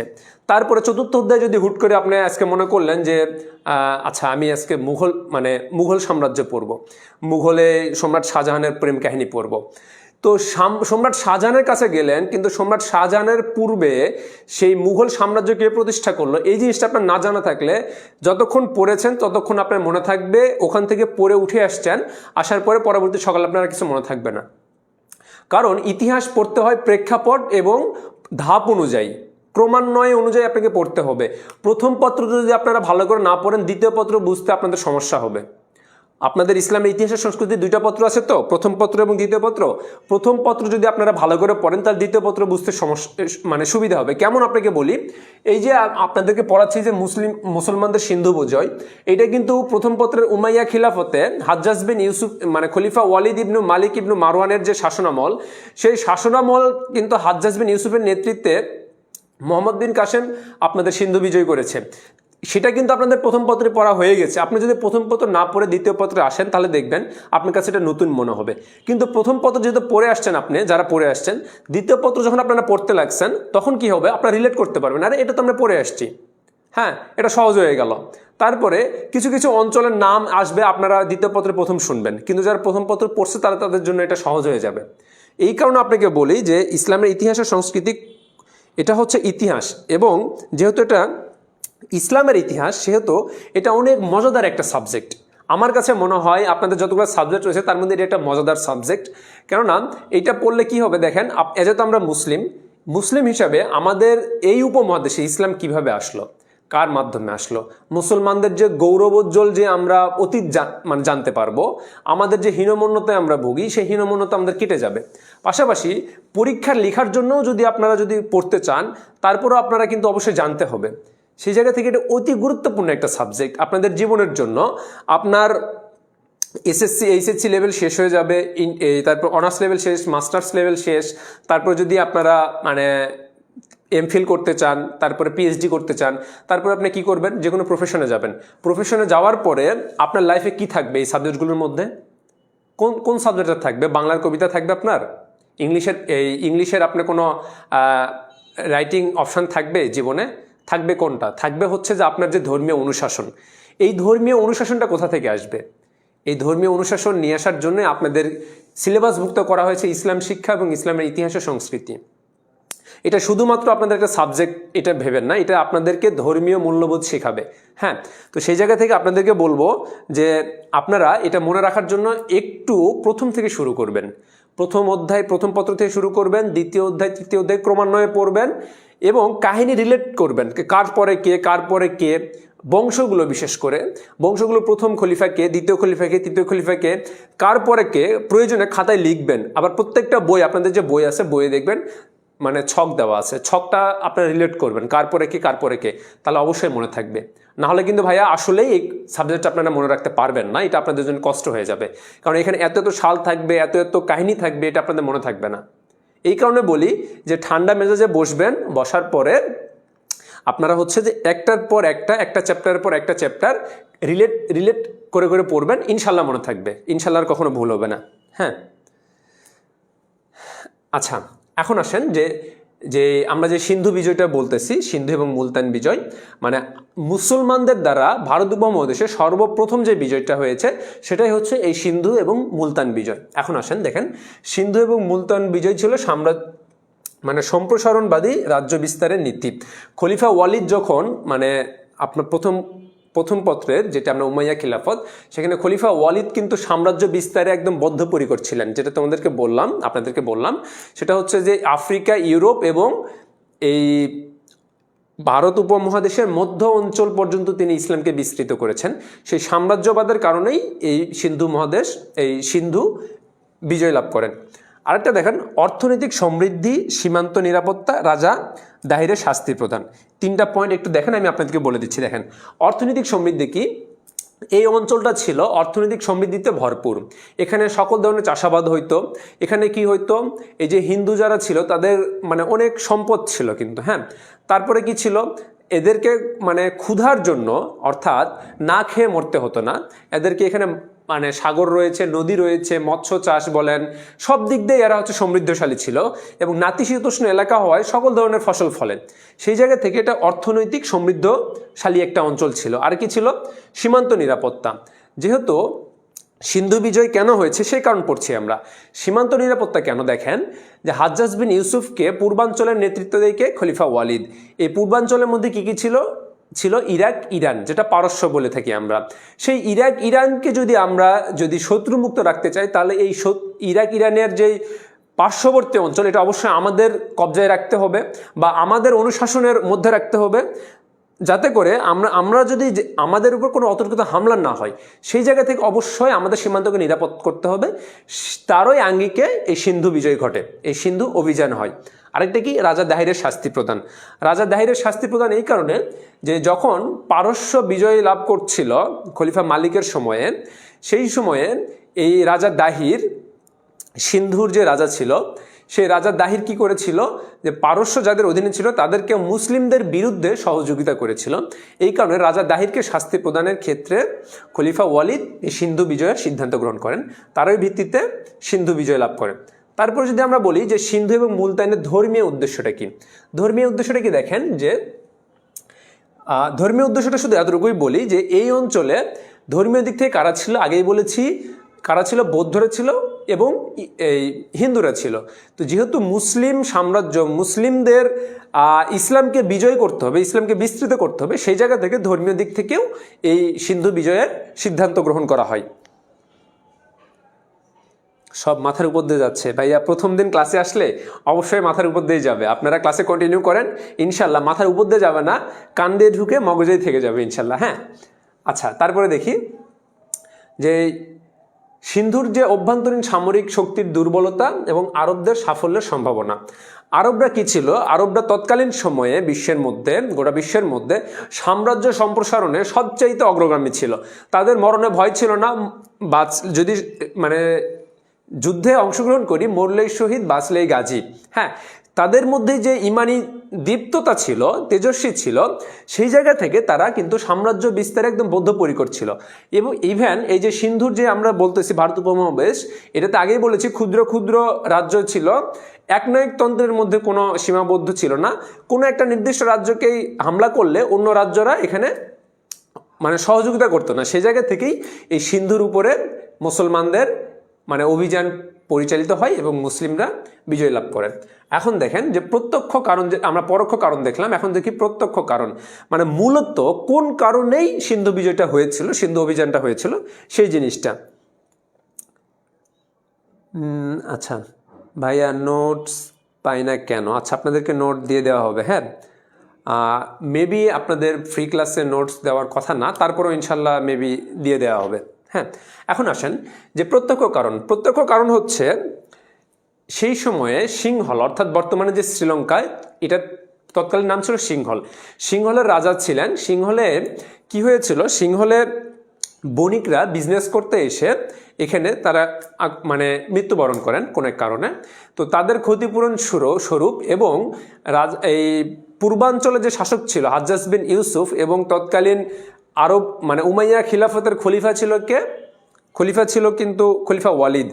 তাদের সৌজন্যে উপঢৌকন স্বরূপ এই সিংহলের রাজা 8টি জাহাজ ভর্তি স্বর্ণালঙ্কার অর্থাৎ উপঢৌকন প্রেরণ করেছিলেন। তো মানে পরিবেশ অনুকূলে না থাকার কারণে সেই 8টি জাহাজ সিন্ধুর যে দেবল বন্দর, সমুদ্র বন্দর, সেই দেবল বন্দরে নোঙর করে, যে পরিস্থিতি ভালো হলে আবার রওনা করবে। সেখানে আমরা দেখতে পাই যে দেবল বন্দর, সেই দেবল বন্দরে রাজা যে দাহির রয়েছে, এই দাহিরের অঞ্চলের কিছু আততায়ী বলা যায় বা ডাকাত বলা যায়, তারা এই 8টি জাহাজকে লুণ্ঠন করে নেয়।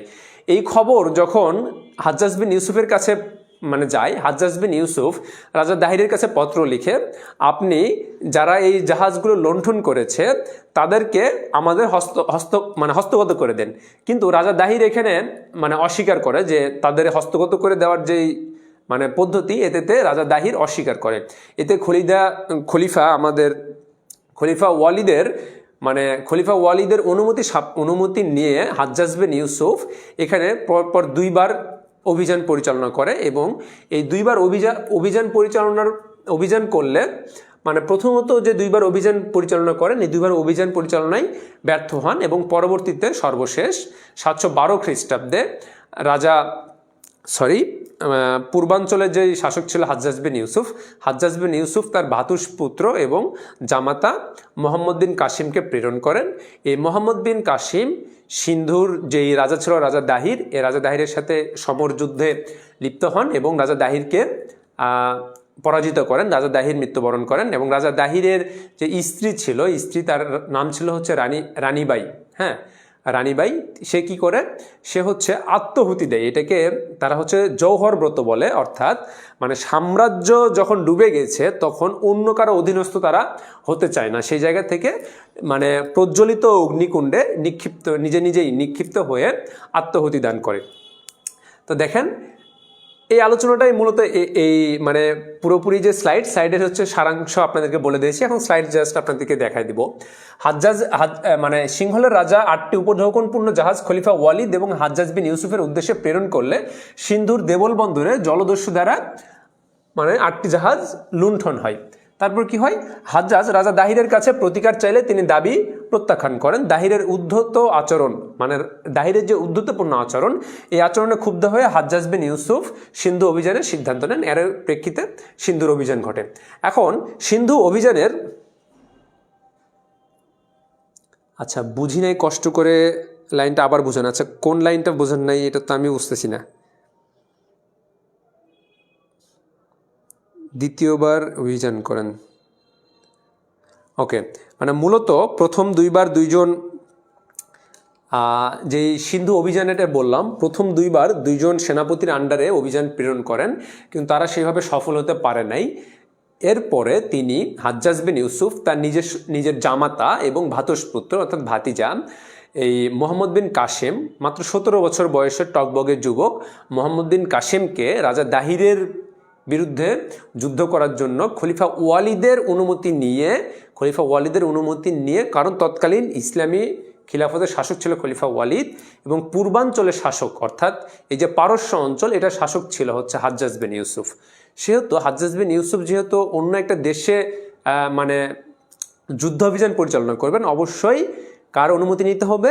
মুসলিম শাসকের। শাসক ছিল কে? খলিফা ওয়ালিদ। সেই খলিফা ওয়ালিদের অনুমতি সাপেক্ষে হাজ্জাজ বিন ইউসুফ তার ভ্রাতুষ্পুত্র এবং সম্পর্কে জামাতা মোহাম্মদ বিন কাসেম, যার বয়স ছিল 17 বছর, তার মাধ্যমে অভিযান প্রেরণ করেন কোথায়? এই যে ভারত উপমহাদেশের সিন্ধু, যেটা পাকিস্তান এবং ভারতের মাঝামাঝি জায়গা, এই সিন্ধুর অঞ্চলে অভিযান প্রেরণ করেন এবং এখানে রাজা দাহির ছিলেন তৎকালীন হিন্দু রাজা। এই রাজা দাহিরের সাথে যুদ্ধ হয়। এই যুদ্ধে রাজা দাহির পরাজিত হয়। এটা কত সালে হয়? 712 খ্রিস্টাব্দে। 712 খ্রিস্টাব্দে, হ্যাঁ, সেই 712 খ্রিস্টাব্দে রাজা দাহির মৃত্যুবরণ করেন এবং তার স্ত্রী, নাম হচ্ছে রানীবাই জওহর ব্রত পালন করে। অর্থাৎ যেহেতু সাম্রাজ্য ডুবে গেছে, সাম্রাজ্য অন্যের অধীনস্থ হয়ে গেছে, সেহেতু তারা অন্য কোনো সম্রাটের অধীনস্থ হতে চায় না। এই কারণেই প্রজ্বলিত শিখায় আত্মহুতি দেয়, অর্থাৎ আত্মহত্যা করে। এবং যেটা আমরা আত্মহুতি দেয়, এর ফলে কি হয়? সিন্ধুতে মুসলিম সাম্রাজ্যের মুসলিম পতাকা উজ্জীবিত হয়, মুসলিম পতাকা উঠতে থাকে এবং হিন্দুদের যে রাজত্ব ছিল এই রাজত্বটা ধ্বংস হয়ে যায়। আশা করি আপনারা বুঝেছেন। হ্যাঁ, এছাড়া তো এখানে কঠিন তেমন কিছু আমি দেখছি না। আচ্ছা, অভিযানের ঘটনা বলি। এই যে দেখেন, খলিফা ওয়ালিদের অনুমতিক্রমে হাজ্জাজ বিন ইউসুফ 710 খ্রিস্টাব্দে উবাইদুল্লাহ, যেটা আপনাদেরকে বললাম যে প্রথম 2 বার অভিযান পরিচালনা করেন, খলিফা উবাইদুল্লাহ, এবং এটা কত সালে? 710 খ্রিস্টাব্দে খ্রিস্টাব্দে উবাইদুল্লাহ এবং বুদাইল নামক সেনাপতির নেতৃত্বে পরপর 2টি অভিযান পরিচালনা করে ব্যর্থ হন। এবং পরবর্তীতে কি হয় দেখেন, এই যে 711 খ্রিস্টাব্দে তার জামাতা 17 বছর বয়সী তরুণ সেনাপতি, যেটা একটু আগে আপনাদেরকে বলেছি, তিনি কে? কাসিম। এখানে হচ্ছে মোহাম্মদ বিন কাসিম। হ্যাঁ, মোহাম্মদ বিন কাসিম এখানে অভিযান প্রেরণ করেন। কত সালে? মূলত রওনা করে 711 সালে শেষের দিকে, তবে আমরা এখানে পাবো অভিযানটা পরিচালনা করেন 712 খ্রিস্টাব্দে। হ্যাঁ, কত বলবো আমরা বলবো হচ্ছে 712 খ্রিস্টাব্দে। ওকে, 712 খ্রিস্টাব্দে এই অভিযানটা পরিচালনা করেন সিন্ধুতে। তার এখানে 6000 সিরীয় ইরাকি সৈন্য এবং উষ্ট্রারোহী ছিল। এগুলো আপনাদের জন্য খুব একটা গুরুত্বপূর্ণ না। হ্যাঁ, সেই জায়গা থেকে এখানে একটা গুরুত্বপূর্ণ জায়গা, সেটা হচ্ছে যে এই যে মেকরান নামক একটা স্থান, যেটা হচ্ছে সিন্ধুর পূর্ববর্তী একটা জায়গা। রাজা দাহির তৎকালীন সময়ে অনেক একনায়কতান্ত্রিক যে একটা মনোভাব ছিল, সেরকম থাকার কারণে আশপাশের অঞ্চলগুলো তার উপরে ক্ষুব্ধ ছিল। তো মেকরানে যখন উপস্থিত হন, তখন এই মেকরানে যারা ছিল তারা কিন্তু এই মোহাম্মদ বিন কাসিমকে হেল্প করে। এর ফলেই কিন্তু সিন্ধু অভিযানটা পরিচালিত হয়। যেটা বললাম যে 711 সালে যদিও রওনা করে, কিন্তু এই যে আমরা বলতে পারি 712 খ্রিস্টাব্দে সিন্ধুর যে দেবল বন্দর, যেখানে হচ্ছে যে এই 8টি জাহাজ লুণ্ঠন হয়েছিল, এই দেবল বন্দর আক্রমণ করেন এবং দেবলে যে একটা দুর্গ ছিল, এই দুর্গটি মোহাম্মদ বিন কাসিম হস্তগত করেন। 712 খ্রিস্টাব্দের 20 জুন মোহাম্মদ বিন কাসিমের নেতৃত্বে মুসলিম বাহিনী দাহিরের যে 50,000 সৈন্যের বিরুদ্ধে যুদ্ধ করে জয়লাভ করে। এটি হচ্ছে যে আলোচনার মাধ্যমে আপনাদের সহজভাবে যেটা বলে দিয়েছি সেইটাই। হ্যাঁ, তারপর দেখেন, দাহির যুদ্ধে পরাজিত এবং নিহত হন। রাজা দাহির এই কিন্তু যুদ্ধে পরাজিত এবং নিহত হয়। তার পত্নী রানীবাই প্রাসাদের অন্য রমণীদের নিয়ে অগ্নিকুণ্ডে ঝাঁপ দেয়, যেটা একটু আগে আপনাদেরকে বলে দিয়েছি। তিনি কি ব্রত পালন করেন? জওহর ব্রত। অর্থাৎ তারা হচ্ছে রাজা ছিল, রানী ছিল, তারা অন্য কারো অধীনস্থ হতে পারবে না, এটাই তাদের একটা তৎকালীন একটা রীতি রেওয়াজ ছিল তাদের। হ্যাঁ, এই কারণে তারা প্রজ্বলিত অগ্নিকুণ্ডে ঝাঁপ দেওয়ার কারণে মৃত্যুবরণ করেন। রাজা দাহিরের অন্য এক পত্নী রানী লাদি এবং কন্যা সূর্যদেবী এবং পরিমল দেবী মোহাম্মদ বিন কাসিমের হাতে বন্দী হয়। অর্থাৎ এই আলোচনা নিয়ে একটু কনফিউশন আছে। হ্যাঁ, ঐতিহাসিকদের মধ্যে কনফিউশন আছে, কিন্তু আপনাদের জানার ক্ষেত্রে যদি কোশ্চেন এসেও থাকে যে সূর্যদেবী, কন্যা সূর্যদেবী এবং পরিমল দেবী, ইনারা কার কাছে? মোহাম্মদ বিন কাসিমের কাছে বন্দী হয় এবং মোহাম্মদ বিন কাসিম এদেরকে সেই আপনাদের যেই আমরা যেটা পড়ছিলাম যে মুসলিম শাসক খলিফা ওয়ালিদের পরে সুলাইমান আসেন, সেই সুলাইমানের কাছে প্রেরণ করে দেন। এখানে তো না বোঝার কিছু নয়, আপনারা বুঝতেছেন না কেন? এটা তো না বুঝলে তো সমস্যা, এটা তো সহজ একটা বিষয়। হ্যাঁ, পরবর্তী স্লাইডে আসি যে এই সিন্ধুতে আরবদের সাফল্যের কারণটা কি, মানে আরবরা আসলো, আরব মুসলিম বাহিনী আসলো, এসেই এখানে স্বাধীনতা লাভ করলো বা বিজয় লাভ করলো, এর কারণটা কি? কারণটা এক কথায় একটু জাস্ট বলে দিই। দেখেন, সিন্ধু ও মুলতানের রাজশক্তি দুর্বল ছিল। কেন দুর্বল ছিল একটু আগেই বলেছি, যারা হচ্ছে ক্ষুদ্র ক্ষুদ্র ক্ষুদ্র ক্ষুদ্র মানে রাজ্য নিয়ে ব্যস্ত ছিল। কোনো এক রাজ্যে যদি মানে কেউ যদি আক্রমণ করে তাহলে অপর রাজ্যে এখানে সহযোগিতা করতো না। তো সেই জায়গা থেকে আমরা বলতে পারি পুরো ভারত উপমহাদেশ একাধিক রাজ্যে বিস্তৃত ছিল। তো কোনো রাজ্যে মানে ছোট ছোট যেহেতু রাজ্য ছিল, কাউকে আক্রমণ করলে অপররা যদি সহযোগিতা না করে তাহলে অবশ্যই এটা কি হবে? পরাজিত হবে। সেই কাজটাই কিন্তু এখানে হয়েছে, রাজশক্তির যে দুর্বলতা। হ্যাঁ, আরেকটা কি, যে রাজা দাহিরের দুঃশাসনের প্রতিক্রিয়া, যেটা আপনাদের একটু আগে আমি বললাম যে রাজা দাহির হিন্দু রাজা ছিলেন এবং ইনি অনেকটা হচ্ছে নিপীড়ন করতেন, অঞ্চলভেদে যে মানুষজন ছিলেন তাদের নিপীড়ন করতেন। এই কারণেই অঞ্চলের যে মানুষগুলো ছিল তারাও চাচ্ছিলেন যে বাইরের থেকে কেউ একজন আসুক, এসে রাজা দাহিরের যে আমাদের যে প্রতি অত্যাচার, এই অত্যাচারটা বন্ধ করুক। এটার কারণে অনেক জনগণ স্বেচ্ছায় রাজা দাহিরের সাথে দাহিরের হয়ে যুদ্ধে অংশগ্রহণ করে নাই। আরেকটা হচ্ছে সিন্ধু ও মুলতানের ভৌগোলিক বিচ্ছিন্নতা। সিন্ধু এবং মুলতান দুইটা আলাদা আলাদা জায়গায় ছিল। এই কারণে সিন্ধুর রাজা এবং মুলতানের রাজা কি ছিল? রাজা দাহির। তো যেহেতু রাজা দাহির এই দুটার মধ্যে একটা ভৌগোলিক বিস্তীর্ণ তফাৎ ছিল, সেই জায়গা থেকে এই তফাতের কারণে রাজা দাহির এটাকে কুলিয়ে উঠতে পারে নাই, ওটা অর্থাৎ পেরে ওঠে নাই। এর কারণেই এটা কিন্তু বিজয় লাভ করে মুসলমান। আর এটা কি? রাজা দাহিরের সামরিক দুর্বলতা, অদূরদর্শিতা, মানে অর্থাৎ যে কারণগুলো হয় আর কি, সবগুলো এর মধ্যে পায় অংশ আছে। আরেকটা হচ্ছে যে আরবদের শ্রেষ্ঠত্ব। আরবদের শ্রেষ্ঠত্ব কেন? কারণ তৎকালীন সময়ে আমি আগেই বলে দিয়েছি যে ইসলাম কতদূর পর্যন্ত গেছে, আফ্রিকাকে ছাড়িয়ে ইউরোপের স্পেন পর্যন্ত ইসলাম চলে গিয়েছে। এইদিকে যদি আমরা চিন্তা করি তাহলে মধ্যপ্রাচ্য, ইরাক, ইরান, আফগানিস্তান, পাকিস্তান যে অঞ্চলগুলো আছে এগুলোকে ছাড়িয়ে ভারত উপমহাদেশের মধ্য পর্যন্ত চলে আসছে। অর্থাৎ এখানে আমরা বুঝতে পারতেছি আরবদের যে একটা শ্রেষ্ঠ সময় চলছিল যুদ্ধ অভিযানের, সে জায়গা থেকে তারা এখানে শ্রেষ্ঠত্ব অর্জন করেছে। এই কারণেই তারা সিন্ধুকে অনেক সহজেই জয়লাভ করতে পেরেছে। আরেকটা হচ্ছে জয়ের নেশা। খলিফা ওয়ালিদ, যেটা আমরা জানি ওয়ালিদ ইবনু মালিক, ইনি কি করতেন? ইনের মধ্যে যে রাজ্য সম্প্রসারণের যে নেশা, এই নেশাটা চড়ে বসেছিল। এই কারণেই তিনি চতুর্দিকে ইসলামী একই টাইমে মুসা বিন নুসাইরের মাধ্যমে তারিক বিন জিয়াদকে নিয়ে তিনি আফ্রিকা এবং স্পেন জয় করে ফেলেন। আর এদিকে হাজ্জাজ বিন ইউসুফের নেতৃত্বে ভারত উপমহাদেশ সিন্ধু থেকে শুরু করে চীনের কাছাকাছি যে অঞ্চল, এই অঞ্চলগুলো তিনি ইসলামী সাম্রাজ্যভুক্ত করে ফেলেন। তাহলে কারণ যদি আসে তাহলে কারণ এক কথায় আমরা বলে দেব কি, যে এই কারণগুলোই আমরা বলে দেব। হ্যাঁ, এখন আসো যে আরবদের সিন্ধু মুলতান বিজয়ের ফলাফল। রাজনৈতিক ফলাফল যদি বলি তাহলে তাৎপর্যহীন কেন? তাৎপর্যহীন এই কারণেই, কারণ এই রাজ্য বিজয় করার পরপরই খলিফা সুলাইমানের মানে ব্যক্তিগত আক্রোশের কারণে আমরা দেখি মোহাম্মদ বিন কাসিমকে লবণ বেষ্টিত চামড়ায় মুড়িয়ে তাকে সেই পারস্যে নিয়ে যাওয়া হয়, অর্থাৎ সিরিয়ার দামেস্কে নিয়ে যাওয়া হয়। এই পথিমধ্যেই মোহাম্মদ বিন কাসিম মৃত্যুবরণ করেন। সেই জায়গা থেকে যেহেতু যে নেতা এখানে বিজয় লাভ করলো, সেই নেতা যদি না থাকে তাহলে অবশ্যই এটা রাজনৈতিক দিক থেকে তাৎপর্যহীন হয়ে যাবে। এই কারণেই তখন কিন্তু কোনো ইসলামী রাজ্য এখানে বিস্তৃতি হয় নাই। আর কি হয়?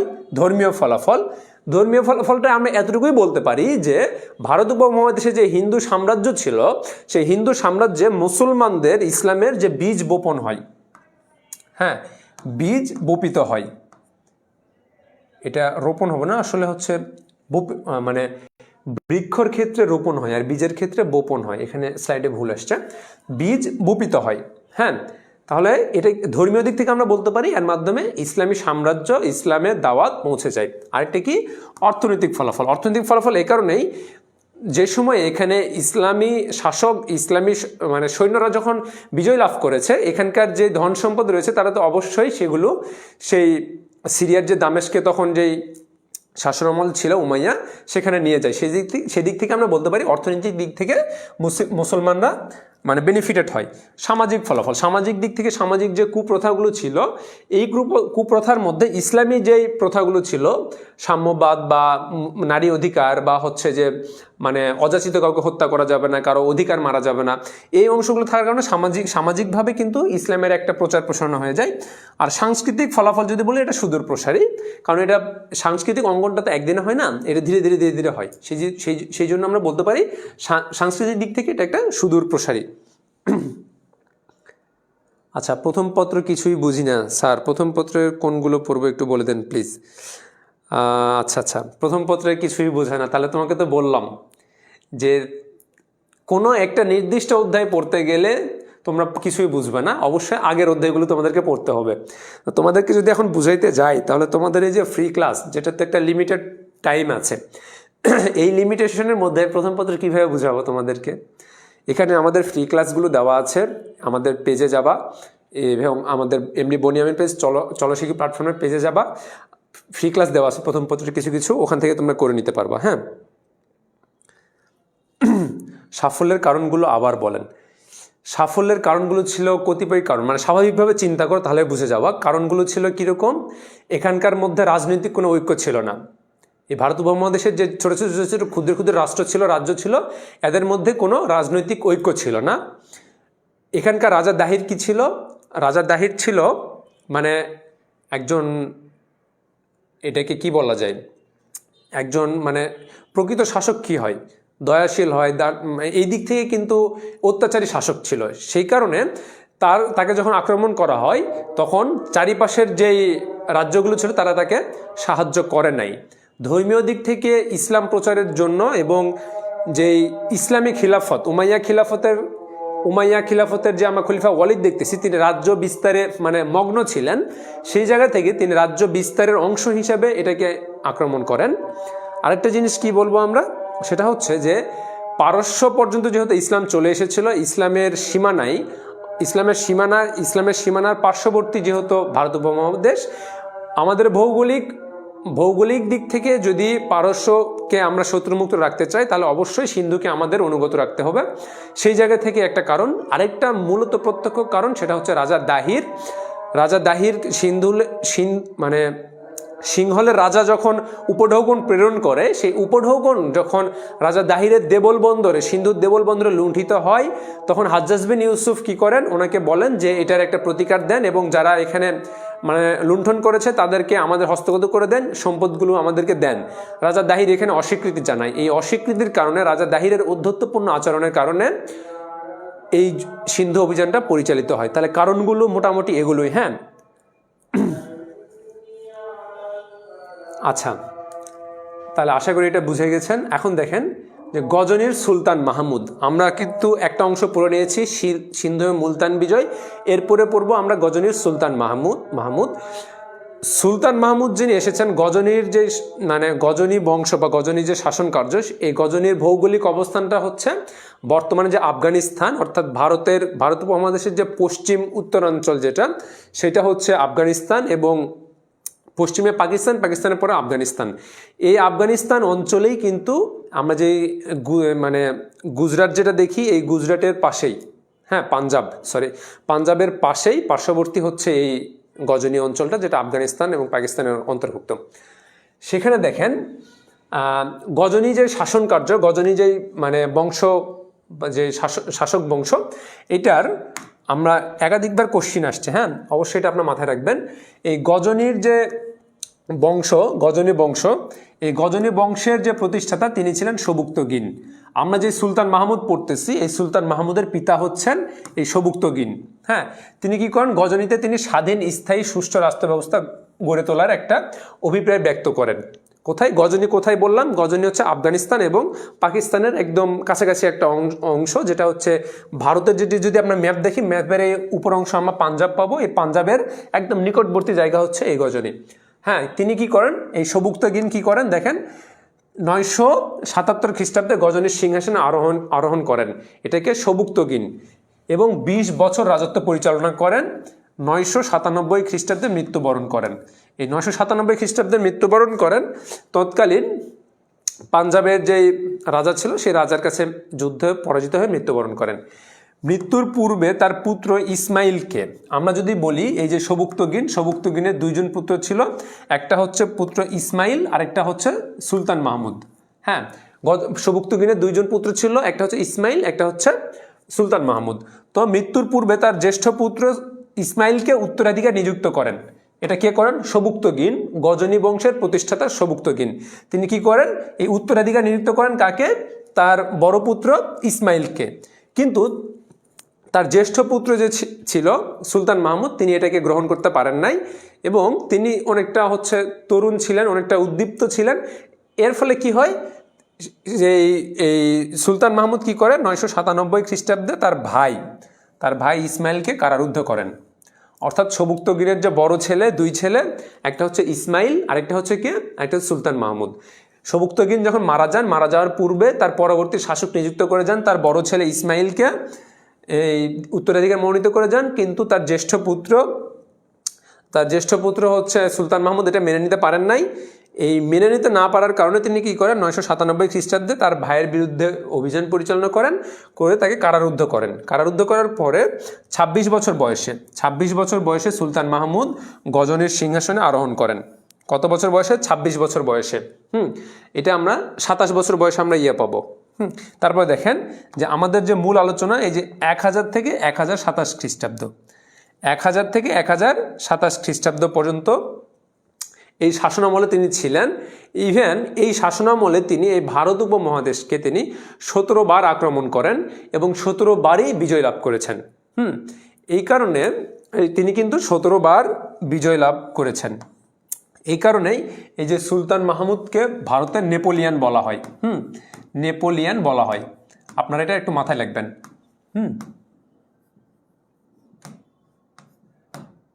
নেপোলিয়ান বলা হয় কাকে? সুলতান মাহমুদকে ভারতবর্ষের নেপোলিয়ান বলা হয়ে থাকে। এটা একাধিকবার কোশ্চিনে আসছে, যেহেতু আমি স্লাইডে নিয়ে আসি নাই সেহেতু আমি আপনাদেরকে লিখিয়ে দিলাম। হ্যাঁ, এখন দেখেন তাহলে আমাদের মূল আলোচনার বিষয়টা আমরা পড়েছি 712 খ্রিস্টাব্দে আমরা কাকে পেয়েছি? মোহাম্মদ বিন কাসেমকে। তিনি কি করেন? সিন্ধু এবং মুলতান বিজয় লাভ করেন। তার পরবর্তীতে কিন্তু এখানে ইসলামী সাম্রাজ্য বিস্তার বন্ধ হয়ে যায়। তারপরে আমরা দেখি যে 1000 খ্রিস্টাব্দে, তাহলে আমরা 300 বছর পরে দেখতেছি যে গজনির শাসনকর্তা সুলতান মাহমুদ কি করেন? সর্বপ্রথম ভারতে অভিযান পরিচালনা করেন। এই যে 27 বছরের যে তার জীবন, এই 27 বছরে মোট 17 বার ভারতবর্ষ তিনি আক্রমণ করেন। আচ্ছা, তাহলে 27 বছরে তিনি কি করেন? 27 বছরে 17 বার ভারতবর্ষ আক্রমণ করেন। প্রত্যেকবার তিনি বিজয় লাভ করেন। যতবার যুদ্ধ করেছেন ততবার বিজয় লাভ করেছেন। এই কারণে তাকে ভারতের নেপোলিয়ান বলা হয়ে থাকে। এখন আমরা দেখব যে তিনি যে 17 বার যে আক্রমণ করেছেন, এই আক্রমণের যেই আমরা যদি বলি যে সুলতান মাহমুদের সামরিক অভিযানের কারণ কি? আচ্ছা, গজনি বংশ তো তোমরা ক্লিয়ার তো নাকি? গজনি বংশ আরেকবার বলে নিই। এই গজনি বংশের প্রতিষ্ঠাতা হচ্ছে সবুক্তগিন। গজনি বংশ প্রতিষ্ঠাতা সবুক্তগিনের পরবর্তী সন্তান ছিল 2 জন, ইসমাইল এবং হচ্ছে সুলতান মাহমুদ। ইসমাইলকে তিনি শাসক নিযুক্ত করে যান, কিন্তু তার ছোট পুত্র সুলতান মাহমুদ এটা মেনে নিতে পারেন নাই। এই জন্য তার বড় ভাই ইসমাইলকে কারারুদ্ধ করে তিনি শাসন কার্যে অধিষ্ঠিত হন এবং 1000 থেকে 1027 সাল পর্যন্ত, 26 সালের শেষের দিকে প্রায় এই 27 বছরে তিনি 17 বার ভারতবর্ষ আক্রমণ করেন। প্রতিবারই তিনি বিজয় লাভ করেছেন এবং এই কারণে ঐতিহাসিকগণ তাকে ভারতের নেপোলিয়ান বলে আখ্যায়িত করে থাকে। আশা করি ক্লিয়ার। এখন আসেন যে সুলতান মাহমুদের সামরিক অভিযানের কারণ। এই সামরিক অভিযানের কারণে আমরা ঐতিহাসিক একাধিক মতামত দিয়ে থাকে। দেখেন এখানে 3টা অংশ, একটা হচ্ছে ধর্মীয় উদ্দেশ্য, রাজনৈতিক উদ্দেশ্য, অর্থনৈতিক উদ্দেশ্য। এখানকার মধ্যে যদি আমি বলে থাকি যে সবচাইতে মেন উদ্দেশ্য কোনটা, এই তিনটা উদ্দেশ্যের মধ্যে সবচাইতে গুরুত্বপূর্ণ উদ্দেশ্য হচ্ছে অর্থনৈতিক উদ্দেশ্য। আমি যদি বলি যে রাজনৈতিক উদ্দেশ্য যদি বলি তাহলে এটা হচ্ছে 1%, ধর্মীয় উদ্দেশ্য যদি বলি এটাকে আমরা 2টা মার্ক করতে পারি, আর এটাকে আমরা করতে পারি যে এটাই হচ্ছে তার মূল কারণ ছিল। অর্থনৈতিক উদ্দেশ্য কিভাবে আপনাদেরকে বলি, তিনি 17 বার ভারতবর্ষ আক্রমণ করেছেন। এই 17 বার ভারতবর্ষ আক্রমণ করে তিনি কখনোই ইসলামী সাম্রাজ্য প্রতিষ্ঠা করেন নাই, ইসলামী শাসনতন্ত্র প্রতিষ্ঠা করেন নাই। কোথায়? এই ভারত উপমহাদেশে, ভারতের মধ্যে। তাহলে আমরা অবশ্যই বলতে পারি তিনি রাজনৈতিক উদ্দেশ্য তার খুব একটা ছিল না। এখন বলি ধর্মীয় উদ্দেশ্য।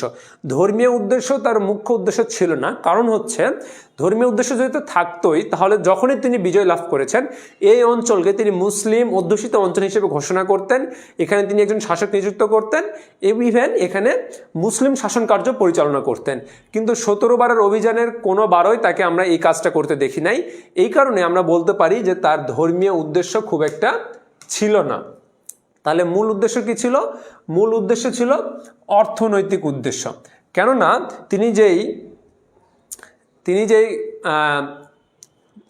গজনির যে সুলতান মাহমুদ, তার যে সাম্রাজ্য গজনবী, এই গজনী সাম্রাজ্যকে তিনি অনেক সমৃদ্ধশালী এবং অর্থ সম্পদে ভরপুর করতে চেয়েছিলেন। এ কারণেই তিনি 17 বার যখন ভারতবর্ষ আক্রমণ করেছেন, প্রতিবারই ভারতের যেই মানে অতি দামি মুদ্রা, স্বর্ণ, এগুলো তিনি এখান থেকে সংগ্রহ করেছেন, করে তিনি কোথায় নিয়ে গেছেন? গজনীতে নিয়ে গিয়েছেন এবং গজনীকে সমৃদ্ধশালী করেছেন।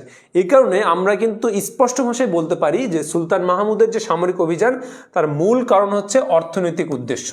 ওকে, আশা করি ক্লিয়ার। আচ্ছা,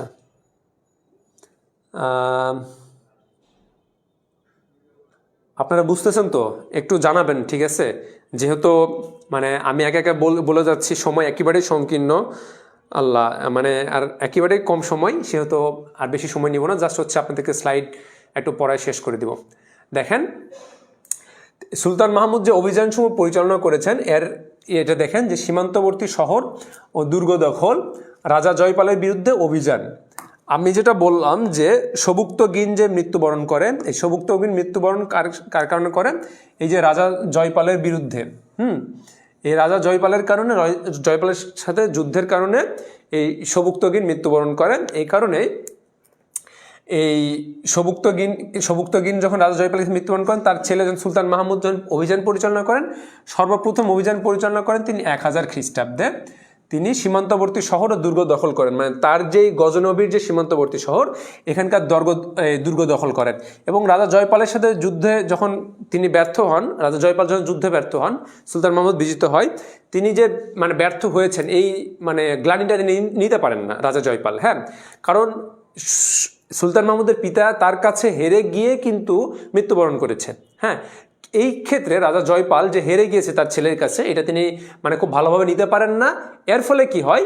তিনি অগ্নিকুণ্ডে নিক্ষিপ্ত হয়ে আত্মহত্যা দেন। এখন দেখো যে এগুলো হচ্ছে মূলত 17টা আমরা যে 1000 থেকে 1027 সাল পর্যন্ত যে 17 বার তিনি আক্রমণ করেছিলেন, কোন কোন অঞ্চল আক্রমণ করেছেন সেটার একটা হচ্ছে তালিকা। এটা খুব একটা বেশি গুরুত্বপূর্ণ না। তো সেই জায়গা থেকে আমাদের জন্য গুরুত্বপূর্ণ হচ্ছে যেটা, আচ্ছা এইটা এখানে আমাদের খুব একটা গুরুত্বপূর্ণ নাই। আমাদের মূল গুরুত্বপূর্ণ জায়গা হচ্ছে যে সোমনাথ মন্দির, কারণ এটা আমাদের জন্য অনেক অনেক গুরুত্বপূর্ণ।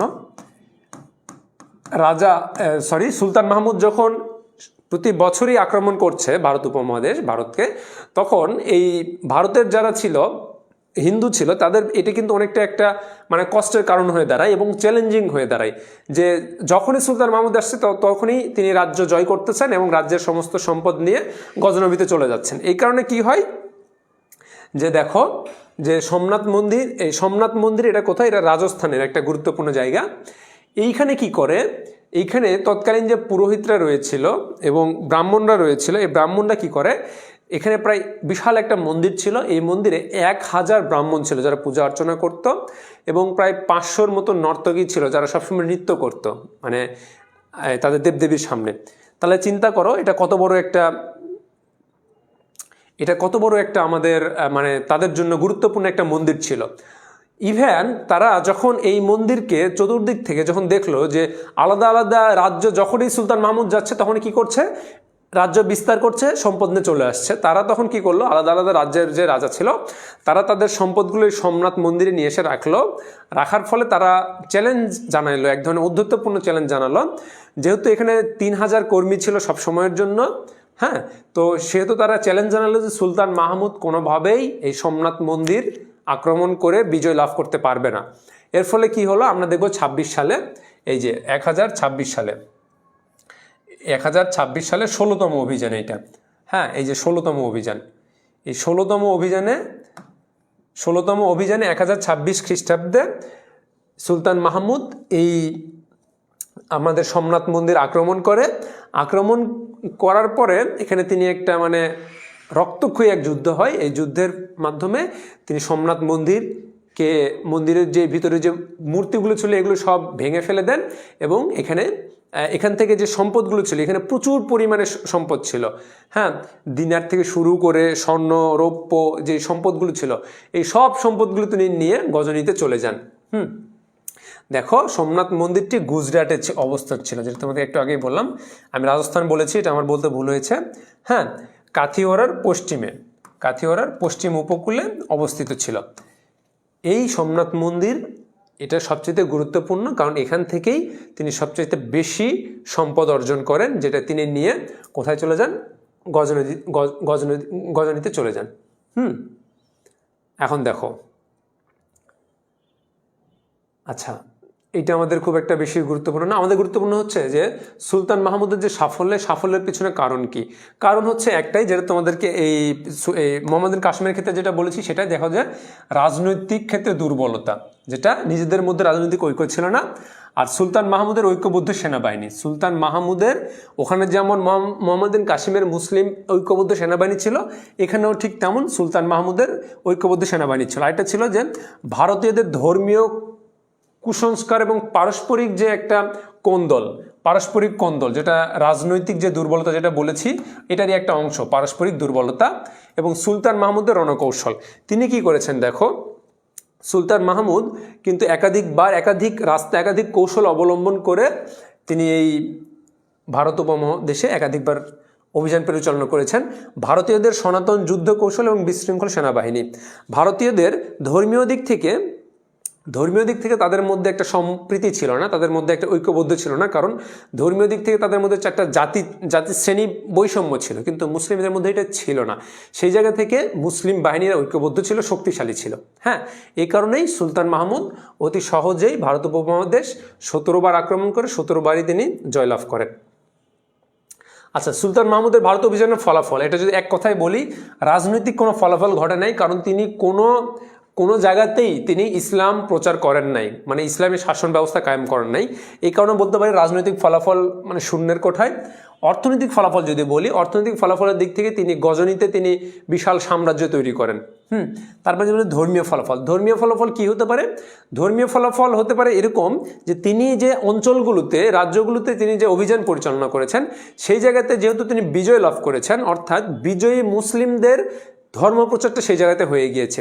এর বেশি যদি কেউ বলে থাকে যে তিনি মানে ধর্মপ্রচারের জন্য ভারত উপমহাদেশ আক্রমণ করেছেন, এটা মানে পুরোপুরি সত্যি কথা হবে না। সেই জায়গা থেকে আমরা বলতে পারি ধর্মীয় দিক থেকেও এটা খুব একটা বেশি গুরুত্বপূর্ণ না। আর যদি সাংস্কৃতিক ফলাফল বলি, তাহলে এই ধর্মীয়ের মতনই বলা যায়। কেন বলা যায়? কারণ হচ্ছে এইটাই যে সাংস্কৃতিক অঙ্গনে মুসলমানদের যে সংস্কৃতি এটার একটা পরিচিতি বা একটা হচ্ছে যে প্রসার ঘটতে থাকে, এতটুকুই। হ্যাঁ, এর বেশি কিছু এখানে বলার নাই। তারপরে আসো যে আমরা বলেছিলাম 3টা অংশ পাবো, একটা পাবো মোহাম্মদ বিন কাসেম, একটা পাবো সুলতান মাহমুদ, আর একটা পাবো মুইজউদ্দিন মোহাম্মদ ঘুরি। এই যে গজনী বংশ যেটা আমরা দেখলাম, এটা কত সালে শেষ হয়ে গিয়েছে?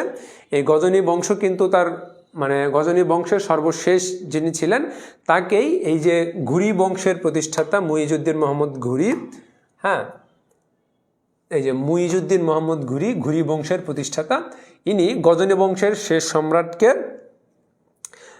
গজনী বংশের শেষ সম্রাটকে পরাজিত করে ঘুর সাম্রাজ্য প্রতিষ্ঠা করেন এই ভারত উপমহাদেশে। ঘুর সাম্রাজ্য প্রতিষ্ঠা করেন, ঘুর বংশ প্রতিষ্ঠা করেন। দেখো কত, 1175 থেকে 1206 খ্রিস্টাব্দ পর্যন্ত। এই 1206 খ্রিস্টাব্দ। এখন দেখো মোহাম্মদ ঘুরির প্রকৃত নাম কি? মুইজউদ্দিন মোহাম্মদ বিন শাম। এটা হচ্ছে শামসুদ্দিন মোহাম্মদ বিন শাম, এটা হচ্ছে তার প্রকৃত নাম। তবে তিনি শিহাবুদ্দিন মোহাম্মদ ঘুরি বা মোহাম্মদ ঘুরি নামে অধিক পরিচিত। তার প্রকৃত নাম হচ্ছে মুইজউদ্দিন মোহাম্মদ বিন শাম, তবে তিনি ইতিহাসে শিহাবুদ্দিন মোহাম্মদ ঘুরি বা মোহাম্মদ ঘুরি, সংক্ষিপ্ত মোহাম্মদ ঘুরি নামেই অধিক পরিচিত। দেখো 1203 খ্রিস্টাব্দে তার বড় ভাই গিয়াসুদ্দিনের মৃত্যুর পর তিনি কত সালে তিনি সিংহাসন আরোহণ করেন? মৃত্যুর পর তিনি 1203 খ্রিস্টাব্দে গিয়াসুদ্দিন, তার বড় ভাই গিয়াসুদ্দিনের মৃত্যুর পর ঘুর সিংহাসনে অধিষ্ঠিত হন এবং তিনি ভারতবর্ষে সর্বপ্রথম স্থায়ী মুসলিম শাসন প্রতিষ্ঠা করেন। এটি অতিরিক্ত এবং সবচেয়ে গুরুত্বপূর্ণ, যে ভারতবর্ষে সর্বপ্রথম স্থায়ী মুসলিম শাসন প্রতিষ্ঠা করেন কে? ভারতবর্ষে সর্বপ্রথম মুসলিম শাসন প্রতিষ্ঠা করেন কে? তাহলে কি উত্তর হবে? উত্তর হবে মুইজউদ্দিন মোহাম্মদ বিন শাম বা মোহাম্মদ ঘুরি। যদি প্রশ্ন আসে ভারতবর্ষে সর্বপ্রথম মুসলিম সমর অভিযান পরিচালনা করেন কে, তাহলে উত্তর কি আসবে? তোমরা বলো দেখি উত্তর কি আসবে? উত্তর আসবে মোহাম্মদ বিন কাসেম, কারণ তিনি সর্বপ্রথম 712 খ্রিস্টাব্দে এই সিন্ধু অর্থাৎ ভারতবর্ষে আক্রমণ করেন এবং ভারত থেকে বিজয়ী হন। সে জায়গা থেকে সর্বপ্রথম মুসলিম শাসক বা মানে যুদ্ধাভিযান পরিচালনা করে বিজয়ী হয়েছে মোহাম্মদ বিন কাসেম। তবে সর্বপ্রথম মুসলিম শাসন প্রতিষ্ঠা করেন কে? মুইজউদ্দিন মোহাম্মদ বিন ঘুরি। আচ্ছা, মোহাম্মদ বিন ঘুরির প্রাক্কালে ভারতের অবস্থা। আচ্ছা, এইটা হচ্ছে যে তোমাদের যে ভারতের যেটা প্রাথমিক যে মানে সময় যেহেতু সংক্ষিপ্ত, প্রাথমিক যেই মানে সামাজিক যে বিশৃঙ্খলার যে জিনিসগুলো পাবা এখানেও সেম এইটাই পাবা। এটা তোমাদের স্লাইড দেখে নিও, তোমরা তাহলে বুঝতে পারবা, এটা আর বলার কারণ নেই। আচ্ছা, এখন আসো যে মোহাম্মদ বিন ঘুরির ভারত অভিযানের কারণগুলো কি? তিনি যে ভারতে অভিযান পরিচালনা করেছেন এর কারণটা কি? এখন আসো দেখো, প্রথমে আমরা কি দেখলাম? প্রথমে দেখলাম মোহাম্মদ বিন কাসেম 712, তারপরে আমরা দেখলাম 1000 খ্রিস্টাব্দ থেকে 1027 খ্রিস্টাব্দ সাল পর্যন্ত। আগে দেখলাম সুলতান মাহমুদ, তিনি কি ছিলেন? গজনী বংশের শাসক ছিলেন। কিন্তু তার পরবর্তী শাসক হচ্ছে যে মোহাম্মদ ঘুরি, তিনি যে কারণে হচ্ছে ভারতবর্ষে মুসলিম স্থায়িত্ব করেছেন, তার কারণ হচ্ছে যে স্থায়ী সাম্রাজ্য গঠন। তার স্থায়ী সাম্রাজ্য গঠনের উদ্দেশ্যেই মুসলিম শাসন কার্য পরিচালনার জন্য তিনি কি করেন? তিনি হচ্ছেন এই হচ্ছে মানে ভারতবর্ষ আক্রমণ করেন। দেখো সুলতান মাহমুদের উত্তরসূরিদের থেকে পাঞ্জাবকে নিরাপদ রাখা। পাঞ্জাব কোথায়? পাঞ্জাব হচ্ছে তোমাদের একটু আগে যেটা বলেছি যে আমরা কি দেখেছি, গজনী যে বংশ দেখেছি, গজনী হচ্ছে পাঞ্জাবের কাছাকাছি এবং পাঞ্জাব এই গজনীর এই দক্ষিণ দিকে ভারত এবং গজনী এবং ভারতের মাঝামাঝি যে জায়গাটা, সেই জায়গাটা হচ্ছে যে এই ঘুর সাম্রাজ্য, যেটা এই সাম্রাজ্যের কারণে পাঞ্জাবকে নিরাপদ না রাখতে পারলে এই ঘুর সাম্রাজ্য স্থায়ী হবে না, ঘুর সাম্রাজ্য প্রতিষ্ঠিত হবে না। এই কারণেই তিনি এইখানে অভিযান পরিচালনা করেন। আর অর্থনৈতিক উদ্দেশ্য যদি বলি তাহলে তিনি কোথায় করেন? গজনীতে তিনি প্রথমে আক্রমণ করেন। গজনীতে কেন আক্রমণ করেন? সুলতান মাহমুদ যে ভারতবর্ষ থেকে এত স্বর্ণ এত সম্পদ নিয়ে গজনীকে সমৃদ্ধশালী করেছিলেন, এই কারণেই তিনি এই অর্থনৈতিক সুবিধার জন্য তিনি এই মুসলিমদের উপরে এই অঞ্চলকে কি করেন? মুসলিমদের এখানে অভিযান পরিচালনা করেন। ভারতের রাজনৈতিক অনেক কলহ বিবাদ, ভারতের মধ্যে যেহেতু ধর্মীয় দিক থেকে তাদের মধ্যে মানে জাতিভেদ ছিল, এই কারণেই তাদের মধ্যে একটা বিভেদ ছিল। এই বিভেদ থেকে তিনি ঐক্যবদ্ধকরণে মুসলিম সাম্রাজ্য প্রতিষ্ঠার কারণে তিনি হচ্ছেন এখানে অভিযান পরিচালনা করেন। মঙ্গল আক্রমণের আশঙ্কায় শঙ্কিত মোহাম্মদ ঘুরি নিরাপদ আশ্রয় ছিল ভারত। মঙ্গলরা কিন্তু এই উপরের অংশ ছিল, মানে ভারতের যে উপরের অংশ সেখানে। মানচিত্র দেখাইতে পারলে ভালো হতো, যেহেতু পরবর্তী যদি কোনো স্লাইডে আমি মানে পেইড ক্লাসে যদি তোমরা কেউ থেকে থাকো তো তোমাদেরকে দেখাই দিব ইনশাল্লাহ। আচ্ছা, ধর্মীয় উদ্দেশ্য আমরা যদি বলি যে মুইজউদ্দিন মোহাম্মদ বিন ঘুরির মানে সর্বপ্রধান কোনটা উদ্দেশ্য ছিল, তাহলে আমরা দুইটা উদ্দেশ্য বলতে পারবো। প্রথম উদ্দেশ্য হচ্ছে যে ধর্মীয় উদ্দেশ্য, এবং দ্বিতীয় উদ্দেশ্য আমরা বলতে পারি তার হচ্ছে সাম্রাজ্যকে স্থায়ীকরণ। তাহলে আমরা দুইটা বলতে পারি, একটা হচ্ছে সাম্রাজ্যকে স্থায়ীকরণ আর একটা হচ্ছে ধর্মীয় উদ্দেশ্য। ওকে, আশা করি ক্লিয়ার। পরবর্তী সাইডে যাই। আচ্ছা, মুলতান অভিযান দেখো, তিনি মুইজউদ্দিন মোহাম্মদ বিন ঘুরির আমরা প্রকৃত দুইটা উদাহরণ পাবো। একটা হচ্ছে যে তরাইনের প্রথম যুদ্ধ, আরেকটা পাবো তরাইনের দ্বিতীয় যুদ্ধ। তার প্রাককালেই তিনি কি করেন, তিনি তিনি করেন প্রথম যে অভিযান পরিচালনা করেন তিনি হচ্ছেন 1175 খ্রিস্টাব্দে মুলতান অভিযান পরিচালনা করেন, এবং গুজরাট অভিযান পরিচালনা করেন 1178। দ্বিতীয় ভীমদেবের কাছে পরাজিত হন। এই গুজরাটে তিনি পরাজিত হন, এবং এই ভীমদেবের কাছে এই পরাজয়টা এমন ছিল যে তিনি প্রাণপণে মানে কোনোভাবে প্রাণ নিয়ে বেঁচে ফিরেন, এত মানে নিষ্ঠুরভাবে তিনি এখানে পরাজয় লাভ করেন। আচ্ছা, উনি যেহেতু ঘুরি বংশের, তাহলে ঘুরি মনে হয় উনি বানিয়েছেন। তোমাদের পড়াশোনায় মনোযোগ নেই, তাই না? তোমরা যদি এইভাবে যদি এই সময় এসেও যদি পড়াশোনায় মনোযোগ না দাও, তাহলে আর কিছুদিন পর পরীক্ষায় যখন যাবা তখন গিয়ে তোমার মাথার উপরেও ঘুরি উঠতে থাকবে, বুঝছো? মাথায় আর কোনো পড়াশোনার কোনো অধ্যায় আসবে না। কিরে ভাই, ঘুরির মানে শাসনামলটা কি, তিনি কি করেছিলেন, কিভাবে কোন যুদ্ধের মাধ্যমে এসেছেন, এগুলো কিন্তু কিছুই তোমার মাথায় থাকবে না। তোমার মাথায় কিন্তু এই ঘুরি উঠতে থাকবে। ওকে, আচ্ছা দেখো, ইভেন পাঞ্জাব অধিকার করেন। পাঞ্জাবটা কেন গুরুত্বপূর্ণ ছিল? এই কারণে গুরুত্বপূর্ণ ছিল, কারণ হচ্ছে এই পাঞ্জাব যদি তিনি অধিকার না করেন, এই পাঞ্জাবটা কিন্তু ছিল, আমরা যে সুলতান মাহমুদ পড়লাম না, সেই সুলতান মাহমুদ একমাত্র ভারতের যেই অঞ্চলগুলো ছিল, এই রাজ্যগুলো ছিল, রাজ্যের মধ্যে একমাত্র শুধু পাঞ্জাব রাজ্যকে তিনি মানে তার শাসনামল অধিভুক্ত করেন। মানে গজনীর বংশের এই পাঞ্জাবকে শুধুমাত্র তিনি তার শাসনামলের অন্তর্ভুক্ত করেন। বাদবাকি যেসব অঞ্চল তিনি জয়লাভ করেছেন সেখানে কিন্তু তিনি মানে স্থায়ী রাজত্ব তৈরি করেন নাই, শুধুমাত্র এই পাঞ্জাবে করেন। এই কারণেই তিনি হচ্ছে এই যে খুসরু মালিক ছিলেন এই গজনী যেই মানে বংশীয় যে রাজনীতি, গজনী যে শাসনকার্য, এই শাসনকার্যের সর্বশেষ শাসক গজনী খুসরু মালিককে পরাজিত করে পাঞ্জাবে গজনবী বংশের এই যে অবসান ঘটান। ওকে, ক্লিয়ার? আশা করি এতটুকু জানলেই হবে। তারপরে আসো, আচ্ছা, তরাইনের প্রথম যুদ্ধ। আমরা যে সুলতান মাহমুদের পরে মোহাম্মদ বিন ঘুরির যে আলোচনায় আসতেছি, ইনার সবচেয়ে গুরুত্বপূর্ণ অংশ হচ্ছে তরাইনের প্রথম যুদ্ধ এবং তরাইনের দ্বিতীয় যুদ্ধ। ওকে, দেখো, পাঞ্জাব অধিকারের পর ভারতে স্থায়ী কর্তৃত্ব প্রতিষ্ঠার লক্ষ্যে ঘুরি দিল্লি এবং আজমিরের রাজপুত্র চৌহান বংশের রাজা।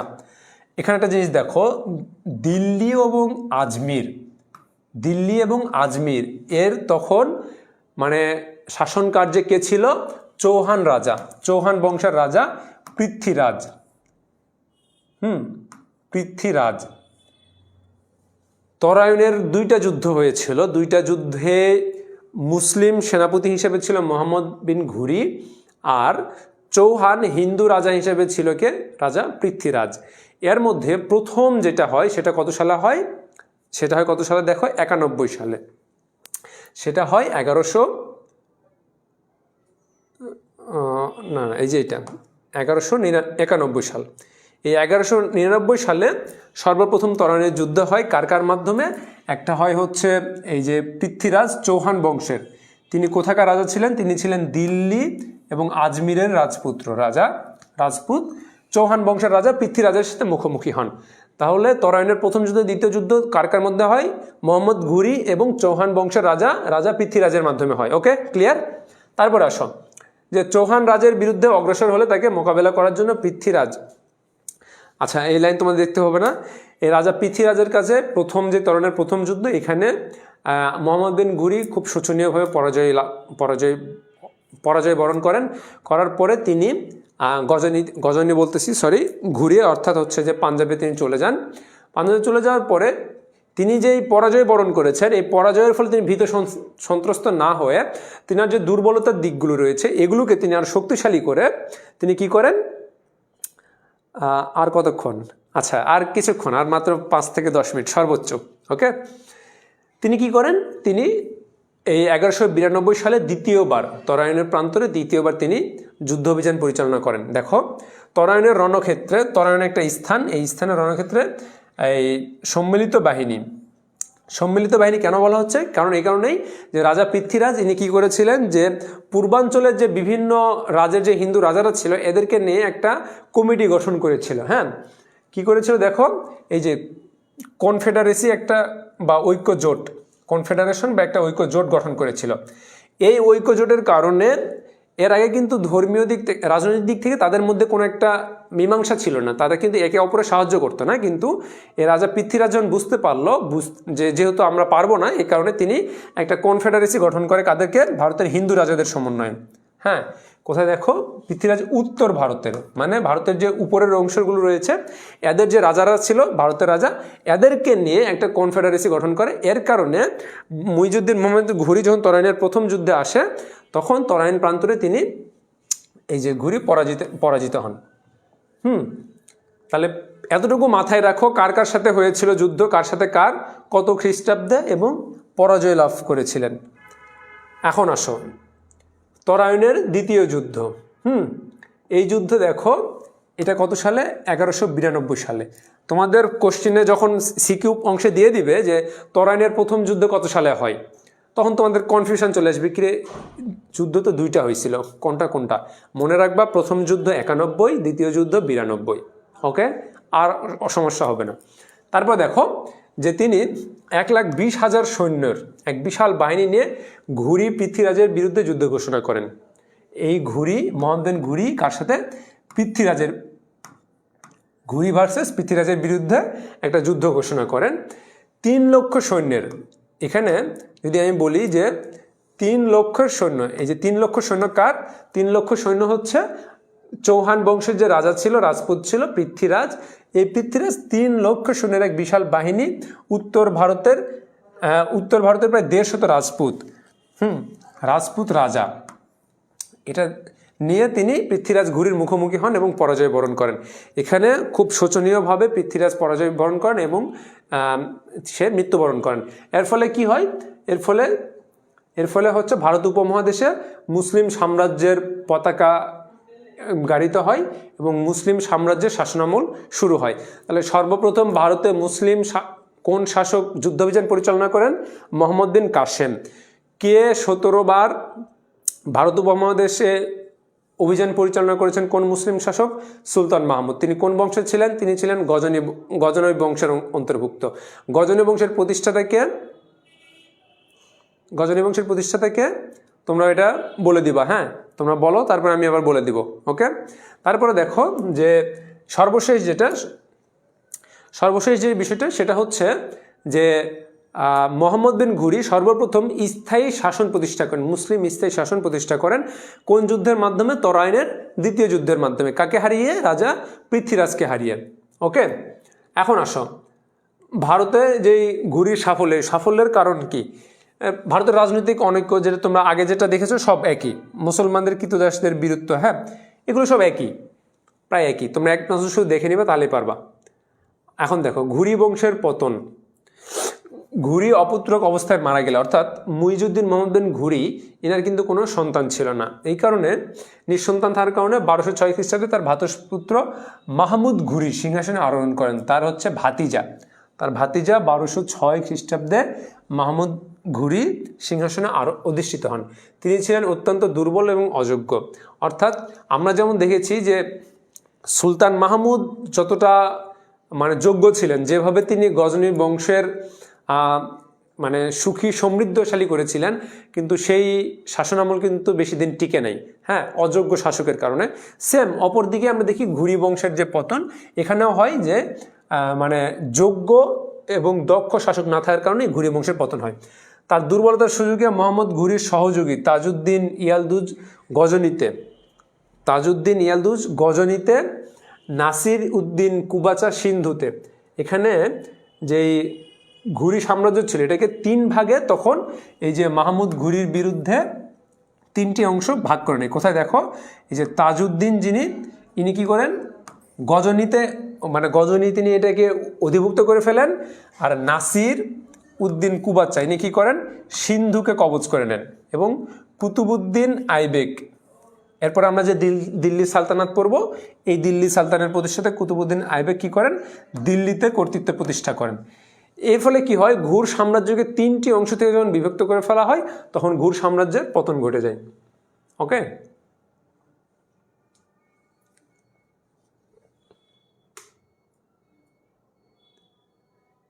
ওকে, এই যে সবুক্তিগিন বলে দিয়েছে তোমরা, ধন্যবাদ। তোমরা তাহলে পড়াশোনায় মনোযোগ আছে তোমাদের। হ্যাঁ, এতটুকুই আমি তোমাদের দ্বারা বুঝতে পারলাম।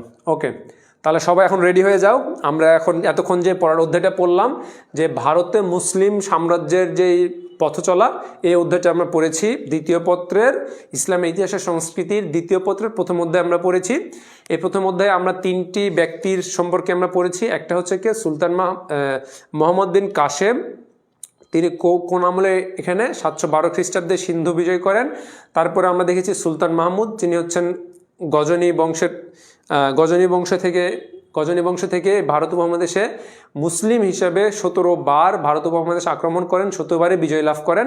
এবং সর্বশেষ আমরা যাকে পেয়েছি তিনি হচ্ছেন মুইজউদ্দিন মোহাম্মদ বিন ঘুরি, যাকে হচ্ছে ভারত উপমহাদেশে মুসলিম সাম্রাজ্যের প্রতিষ্ঠাতা বলা হয়ে থাকে। তাহলে আমরা 3জন ব্যক্তি পেয়েছি। এখন আমরা এমসিকিউ অংশটা সলভ করব। তোমরা তাহলে এখন চলে আসো, স্লাইডে চলে আসো, উত্তর দিবা। ওকে, ভারতীয় উপমহাদেশের সর্বপ্রথম স্থায়ী মুসলিম সাম্রাজ্য প্রতিষ্ঠা করেন কে? তোমরা দ্রুত উত্তর দাও।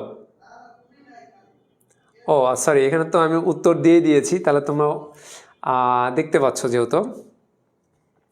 আচ্ছা, তাহলে উত্তর আর দেওয়ার প্রয়োজন নাই, যেহেতু উত্তর আমি স্লাইডে দেওয়া রয়েছে, আর প্রয়োজন পড়বে না। আচ্ছা, কত খ্রিস্টাব্দে মোহাম্মদ বিন কাসেম সিন্ধু বিজয় করেন? আমি উত্তরটা ঢেকে নিচ্ছি, শুধু প্রশ্ন বলতেছি, কত খ্রিস্টাব্দে মোহাম্মদ বিন কাসেম সিন্ধু বিজয় করেন? তোমরা উত্তর দাও।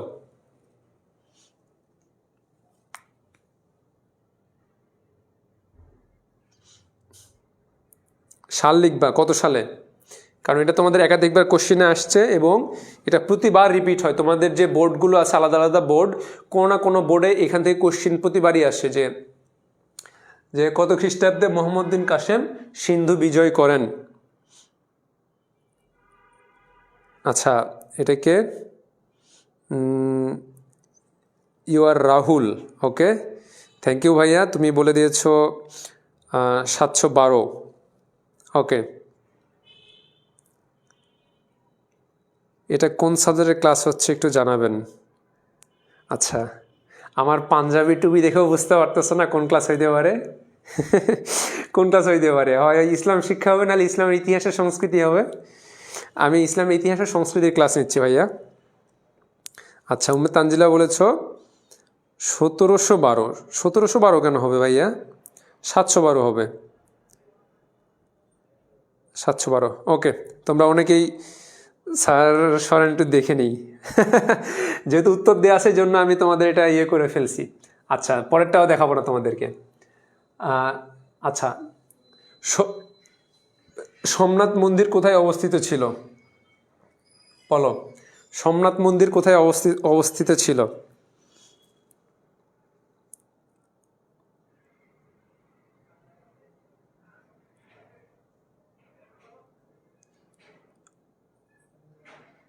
বলো, কোথায় অবস্থিত ছিল?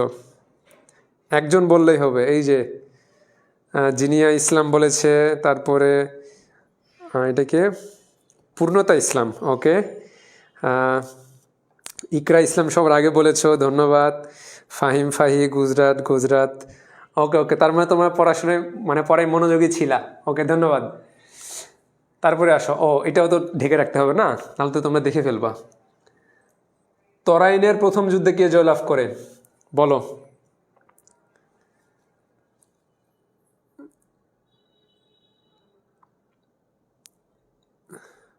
তরাইনের প্রথম যুদ্ধে কে জয়লাভ করে? তরাইনের দুইটা যুদ্ধ হয়েছে। দুইটা যুদ্ধেই কার কার মধ্যে হয়েছে?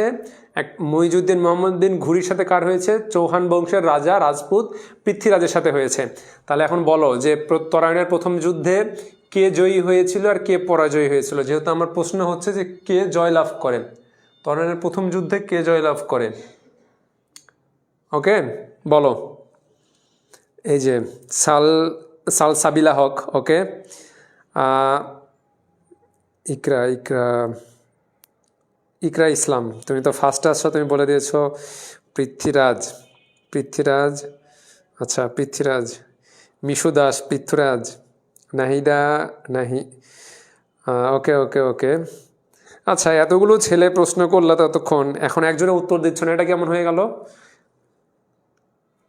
তাহলে কোনো ছেলেই কি পড়াশোনায় মনোযোগী ছিল না? তোমরা কবে মনোযোগী হবা? হ্যাঁ, ওকে। স্বর্ণালী খানম বলেছো পৃথ্বীরাজ, ওকে। দেখো অ্যান্সারটা দেখে নাও তোমরা, পৃথ্বীরাজ। আচ্ছা, যেহেতু সময় নষ্ট করবো না, তোমাদের এরপরের ক্লাস আছে। আচ্ছা দেখো, গজনী বংশের প্রতিষ্ঠাতা কে ছিল? তোমাদের একটু আগে যেটা আমি প্রশ্ন করেছিলাম না, যে অ্যান্সার তোমরা দাও। হ্যাঁ, তোমাদের কেন বলেছিলাম? কারণ আমি তো জানি যে কোশ্চিনের পরে আমার আসবে। কে? দেখো, সবুক্তগিন। গজনী বংশের প্রতিষ্ঠাতা ছিল সবুক্তগিন। সবুক্তগিনের ছেলে ছিল দুইজন, ইসমাইল এবং সুলতান মাহমুদ। ইসমাইলকে তিনি কি করেন, মানে সবুক্তগিন পরবর্তী শাসক নিযুক্ত করে যান, কিন্তু তার ছোট ছেলে, সবুক্তগিনের ছোট ছেলে সুলতান মাহমুদ এটা মেনে নিতে পারেন নাই। এই কারণে তার ভ্রাতা ইসমাইলকে তিনি কারারুদ্ধ করেন। কারারুদ্ধ করে তিনি এই গজনী বংশের মানে সাম্রাজ্যে অধিষ্ঠিত হন এবং ভারতবর্ষে 17 বার তিনি অভিযান পরিচালনা করেন, 17 বারই তিনি বিজয়ী হন। এই কারণে তাকে ভারতের নেপোলিয়ন বলা হয়ে থাকে। এবং তার সবচাইতে সমৃদ্ধশালী, সবচাইতে মানে সম্পদ পেয়েছেন সবচাইতে বেশি যেই অভিযানে, সেটা হচ্ছে সোমনাথ মন্দির। সেটা কত সালে ছিল? 26 সালে ছিল, 1026 সালে। এবং এটাতে তিনি কি করেন? 1026 সালে কোথায় ছিল? সোমনাথ মন্দিরে। ওকে, এখন আসো পরবর্তী প্রশ্ন। পৃথ্বীরাজ কোন বংশের সর্বশ্রেষ্ঠ রাজা? বলো। আচ্ছা, উত্তর যেহেতু দেওয়াই আছে আর না বলি, চৌহান বংশ। তারপর দেখো, তরাইনের দ্বিতীয় যুদ্ধ কত সালে সংঘটিত হয়? এটা তোমাদেরকে আমি অ্যান্সার দেখাবো না, এটা তোমাদেরকে বলতে হবে। তরাইনের দ্বিতীয় যুদ্ধ কত সালে সংঘটিত হয়? মোহাম্মদ বিন ঘুরির সাথে পৃথ্বীরাজের সাথে যে মোহাম্মদ বিন ঘুরি ভার্সেস পৃথ্বীরাজের যে যুদ্ধটা হয় তরাইন প্রান্তরে, সেই যুদ্ধটা কত সালে হয়? বলো।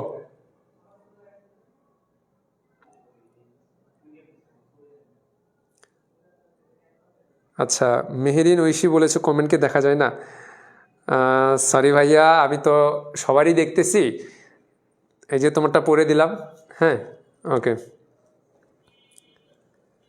এটা কে রে? আরে ফাহিনা ফাহি বলেছে 1191।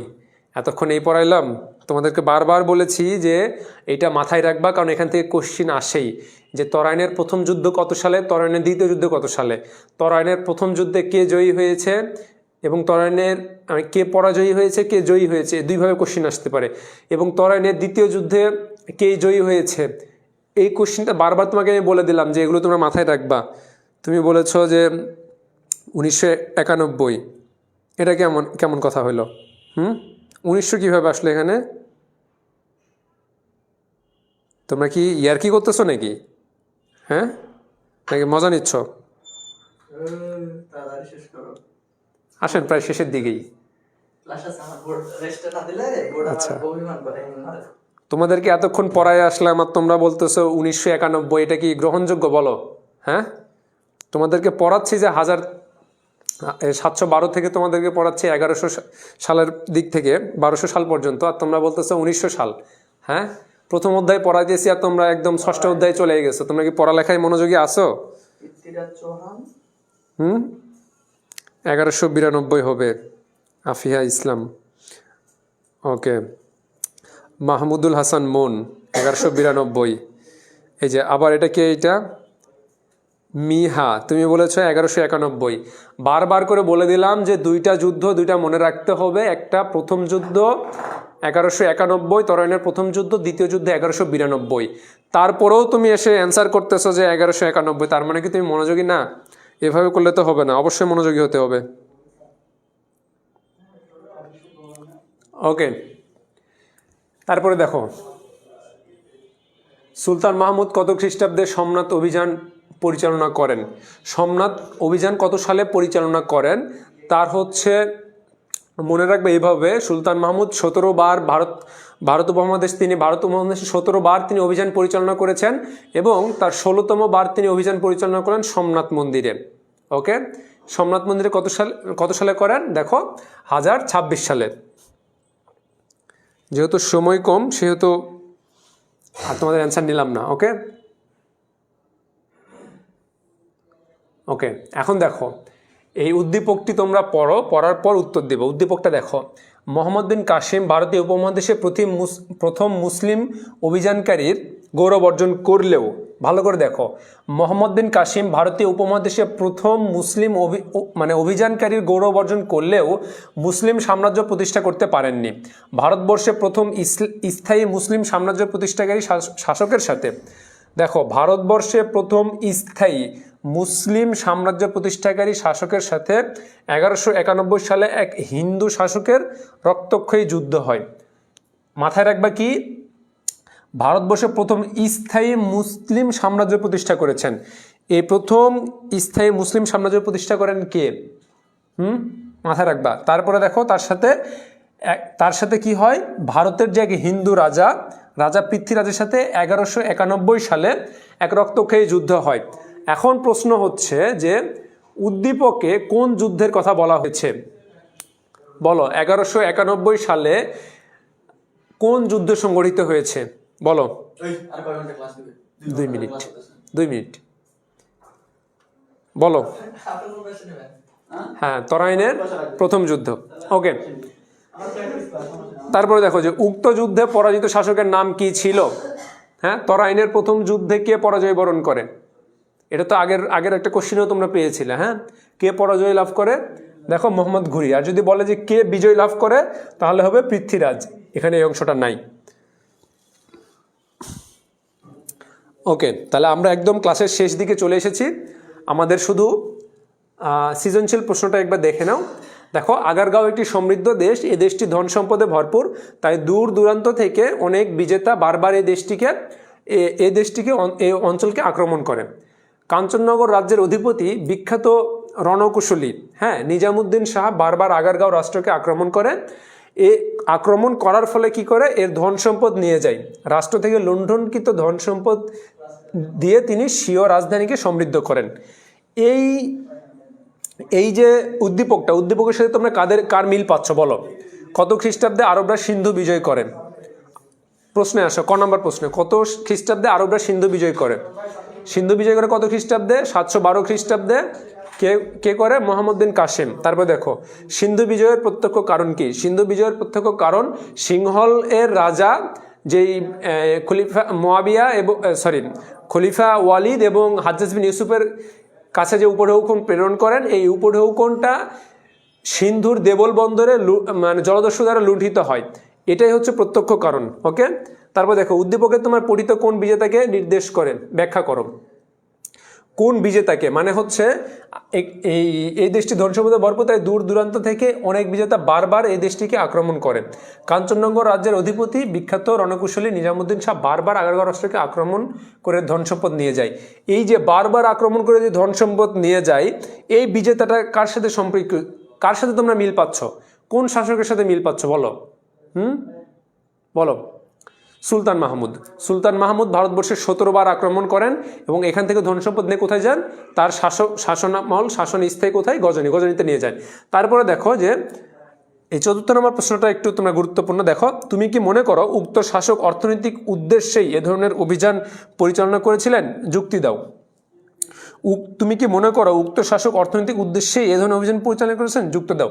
অর্থাৎ সুলতান মাহমুদ কি শুধুই অর্থনৈতিক উদ্দেশ্যেই এই ভারত উপমহাদেশকে বারবার আক্রমণ করেছিলেন কিনা, অভিযান পরিচালনা করেছিলেন কিনা, এটা যুক্তি দাও। তোমরা যুক্তি দিবা অবশ্যই যে হ্যাঁ, অবশ্যই তিনি অর্থনৈতিক উদ্দেশ্যেই এখানে এসেছিলেন। এখন তোমরা বিস্তারিত লিখবে কয়েকটা পয়েন্টের আকারে। পয়েন্টটা শুধু বলে দিই, পয়েন্টটা কি? পয়েন্টটা হচ্ছে যে দেখো, যে কেউ যদি মুসলিম সাম্রাজ্য প্রতিষ্ঠা করতে চায়, তাহলে যখন বিজয় হয়েছে, বিজয় হওয়ার পর সেখানে তিনি অবশ্যই তিনি একজন শাসক নির্বাচন করবেন এবং সেখানে ধর্মীয় দিকটা তিনি মুসলিম সাম্রাজ্যের বিস্তার ঘটাবেন। কিন্তু সুলতান মাহমুদ সেই কাজটা করেন নাই। আবার ধর্মপ্রচার যদি বলে থাকি, তিনি একজন মুসলিম শাসক হিসাবে তিনি কিন্তু যতবারই তিনি মানে এখানে বিজয়ী হয়েছেন, কোনোবারই কাউকেই কিন্তু তিনি মুসলমান হওয়ার জন্য প্রলুব্ধ করেন নাই। সেই দিক থেকে আমরা বলতে পারি তিনি ধর্মীয় দিক থেকেও এটাতে অভিযান পরিচালনা করেন নাই। এর পাশাপাশি তাহলে আমরা এটাই প্রমাণিত হচ্ছে তিনি কি কারণে এসেছিলেন। প্রথমত প্রধান কারণ ছিলেন তিনি এখানে অর্থনৈতিক সমৃদ্ধি অর্জন করবেন। ওকে, তাহলে তোমাদের সাথে আজকে আমাদের যে ফ্রি ক্লাস, এই ফ্রি ক্লাসের অংশটা এখানেই শেষ। আমাদের যে পরবর্তী যে তোমাদের জন্য যে আমাদের যে কোর্সটা রয়েছে এফআরবি কোর্স, হ্যাঁ, এফআরবি কোর্সে তোমাদের জন্য ভর্তি শুরু হয়ে যাবে কিছুদিনের মধ্যেই। তোমরা অবশ্যই এখানে এনরোল করে ফেলবা। এতে করে তোমাদের যে A+-এর যে নিশ্চিতকরণ, সেই জায়গাটা তোমাদের অনেকটাই নিশ্চিত হয়ে যাবে। এবং তোমাদেরকে আগেই বলেছি, মেধা তোমাদের সবার আছে, শুধুমাত্র তোমাদের সঠিক গাইডলাইনের অভাব। আমরা তোমাদের কোন কোন অংশ পড়তে হবে, কোন কোন অংশটা গুরুত্বপূর্ণ, কোনটা বাদ দিতে হবে, সেই কাজটাই আমরা তোমাদেরকে দেখাই দিব। সুতরাং তোমরা যত দ্রুত সম্ভব আমাদের এই এফআরবি কোর্সে যুক্ত হয়ে যাবা। ওকে, দেখো আমাদের ব্যাচের যে ওরিয়েন্টেশন ক্লাস সেটা কবে শুরু হবে? ডিসেম্বরের 12 তারিখে শুরু হবে। সুতরাং তোমরা সময় পাচ্ছ, আমাদের ভর্তি শুরু হচ্ছে 24 তারিখ থেকে, আগামী এই মাসের 24 তারিখ থেকে। তোমরা দ্রুত এখানে যুক্ত হয়ে যাবা। এই বলেই তোমাদের কাছে আজকের মতন এখানেই বিদায় নিচ্ছি। পরবর্তী ক্লাসে তোমাদের সাথে দেখা হবে ইনশাল্লাহ। ততক্ষণ তোমাদের সকলের সুস্বাস্থ্য দীর্ঘায়ু কামনা করছি। ওমা তৌফিক ইল্লা বিল্লাহ। আসসালামু আলাইকুম ওয়া রাহমাতুল্লাহ।